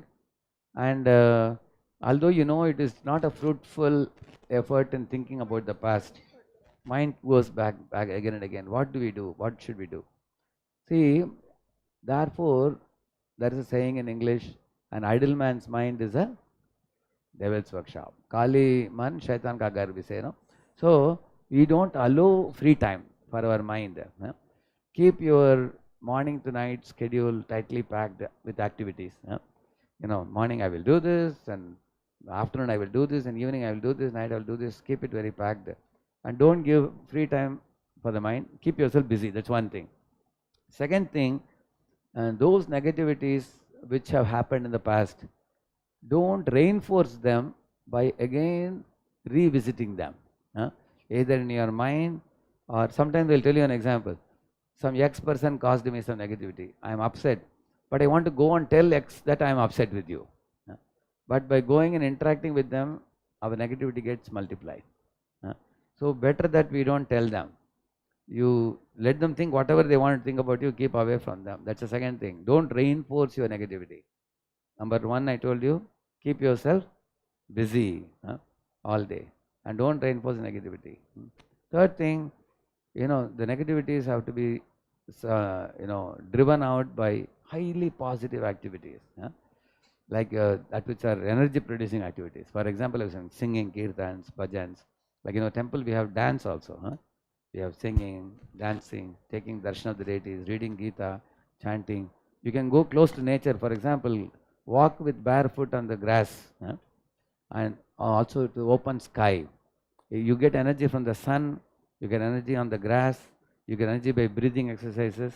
Actually, there is something called diaphragmatic breathing we do, pranayam kind of thing. So these things will completely calm the mind also. And the chanting, already told you, chanting not only will calm the mind, impurities will be removed from the mind. So you have multiple activities you can do to drive out the negativity. And you try some of them. All right? Thank you. Yeah.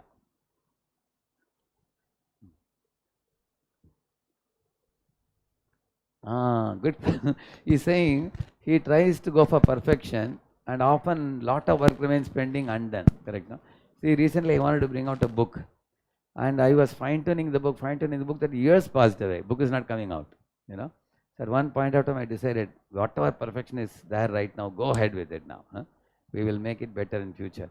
So you have to strike a balance between perfection versus timeline, which you have planned. Huh? So you have somebody to whom are you accountable? You know, you keep somebody, that person should chase after you. That you have to finish this on time, correct now? So between time versus quality, correct now?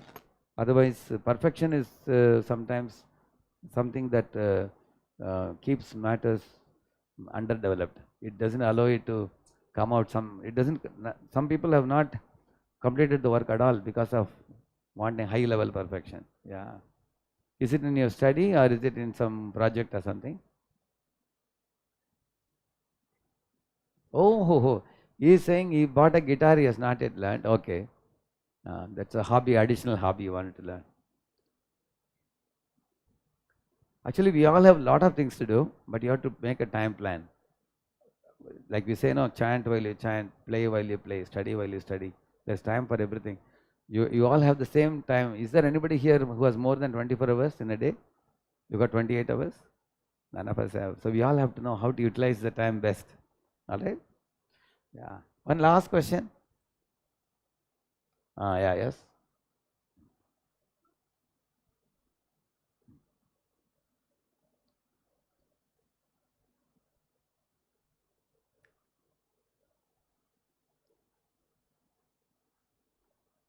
Okay.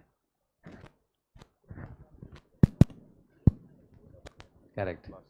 Yeah, she is saying some of her students have a habit of working better only when there is pressure. When there is no pressure, we take, like exams are coming, then we take it seriously. Correct, no? See, there is something called as eustress, we call it EUSTRESS, eustress. Eustress means healthy pressure. Healthy pressure is good. Like if you take a rubber band, for example, you know, if you stretch the rubber band and say if I put a rubber band in a box, if I stretch it and put it, it fits very well. If rubber band is too big, if I put it around, it will fall off. Or if a rubber band is too small, I too much stretch it, what will happen? It will break. So there are three platforms: comfort zone, stress zone, panic zone.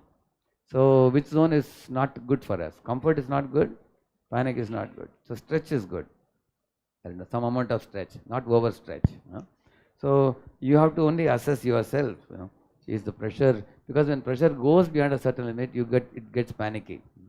When the pressure is not at all there, comfort zone is boring, it's boredom. But the stretch zone gives you a flow, it gives a thrill. Like we also take, like I was in Hyderabad yesterday, so now this program was there. So I had to go for a very vital event yesterday. So I yesterday flew back in the afternoon. Today afternoon I flew back to Pune. So then I could do this. Then tomorrow I have another. So when you have one after another activity, it's very thrilling to finish one, then the next one. As you accomplish, you feel sense of thrill. Imagine 1 week I keep myself free thinking that I am overworked. It will be boring. So we all swing between comfort zone and panic zone. So we have to arrive at a balance. When you arrive at a balance, then you can continuously feel a sense of flow. So what I do, I can just show you. Just 1 minute.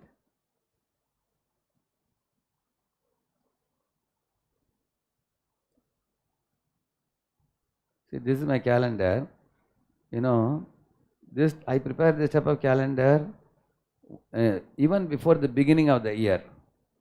Like for example, 2025 calendar was ready by December 2024. I publish it and it is available online in my website. You go to the website and see the last part is calendar. If you click calendar, you'll get this there. So this is planned for the whole year. If you see here like this. September I'm going to USA. You know, this October, it's all planned like this. So the larger scale plan, I put it in advance. And as the dates draw closer, I'll be marking, details of the event like this. So for the whole year, I make it even before the beginning of the year. So I will not allow any comfort zone. If there is any comfort zone, then I will immediately make sure that I fill it up. So we all have to decide. We don't go to the extremes of the comfort zone or the panic zone. We keep in a very good balance. And I was very amazed last time when I met Abhishek sir, the kind of classes he takes practically all day is very extending, very. I was thinking it's like panic zone, it's beyond the limit. But he does it very enthusiastically. He has that passion, isn't it? You know? See, all are agreeing with me. Give him an applause. So, thank you for the opportunity. Many of you asked very meaningful questions and you also sat through for a pretty long time. We'll give an applause for all of you also. Okay. So, you can write questions to me also, but you will get reply generally in about 2 weeks. You will get 1 or 2 weeks. I have on an average I reply about 70-80 mails a day. I reply, and I have 500 mails always pending in my box. Huh? So, but there is also Sarvesh. Google Forms circulated in there. Already circulated. If you click it, and there will also be further programs. And correct, no? Yeah. Opportunities are there for you. Yeah. Thank you all very much. Thank you, sir. Thank you.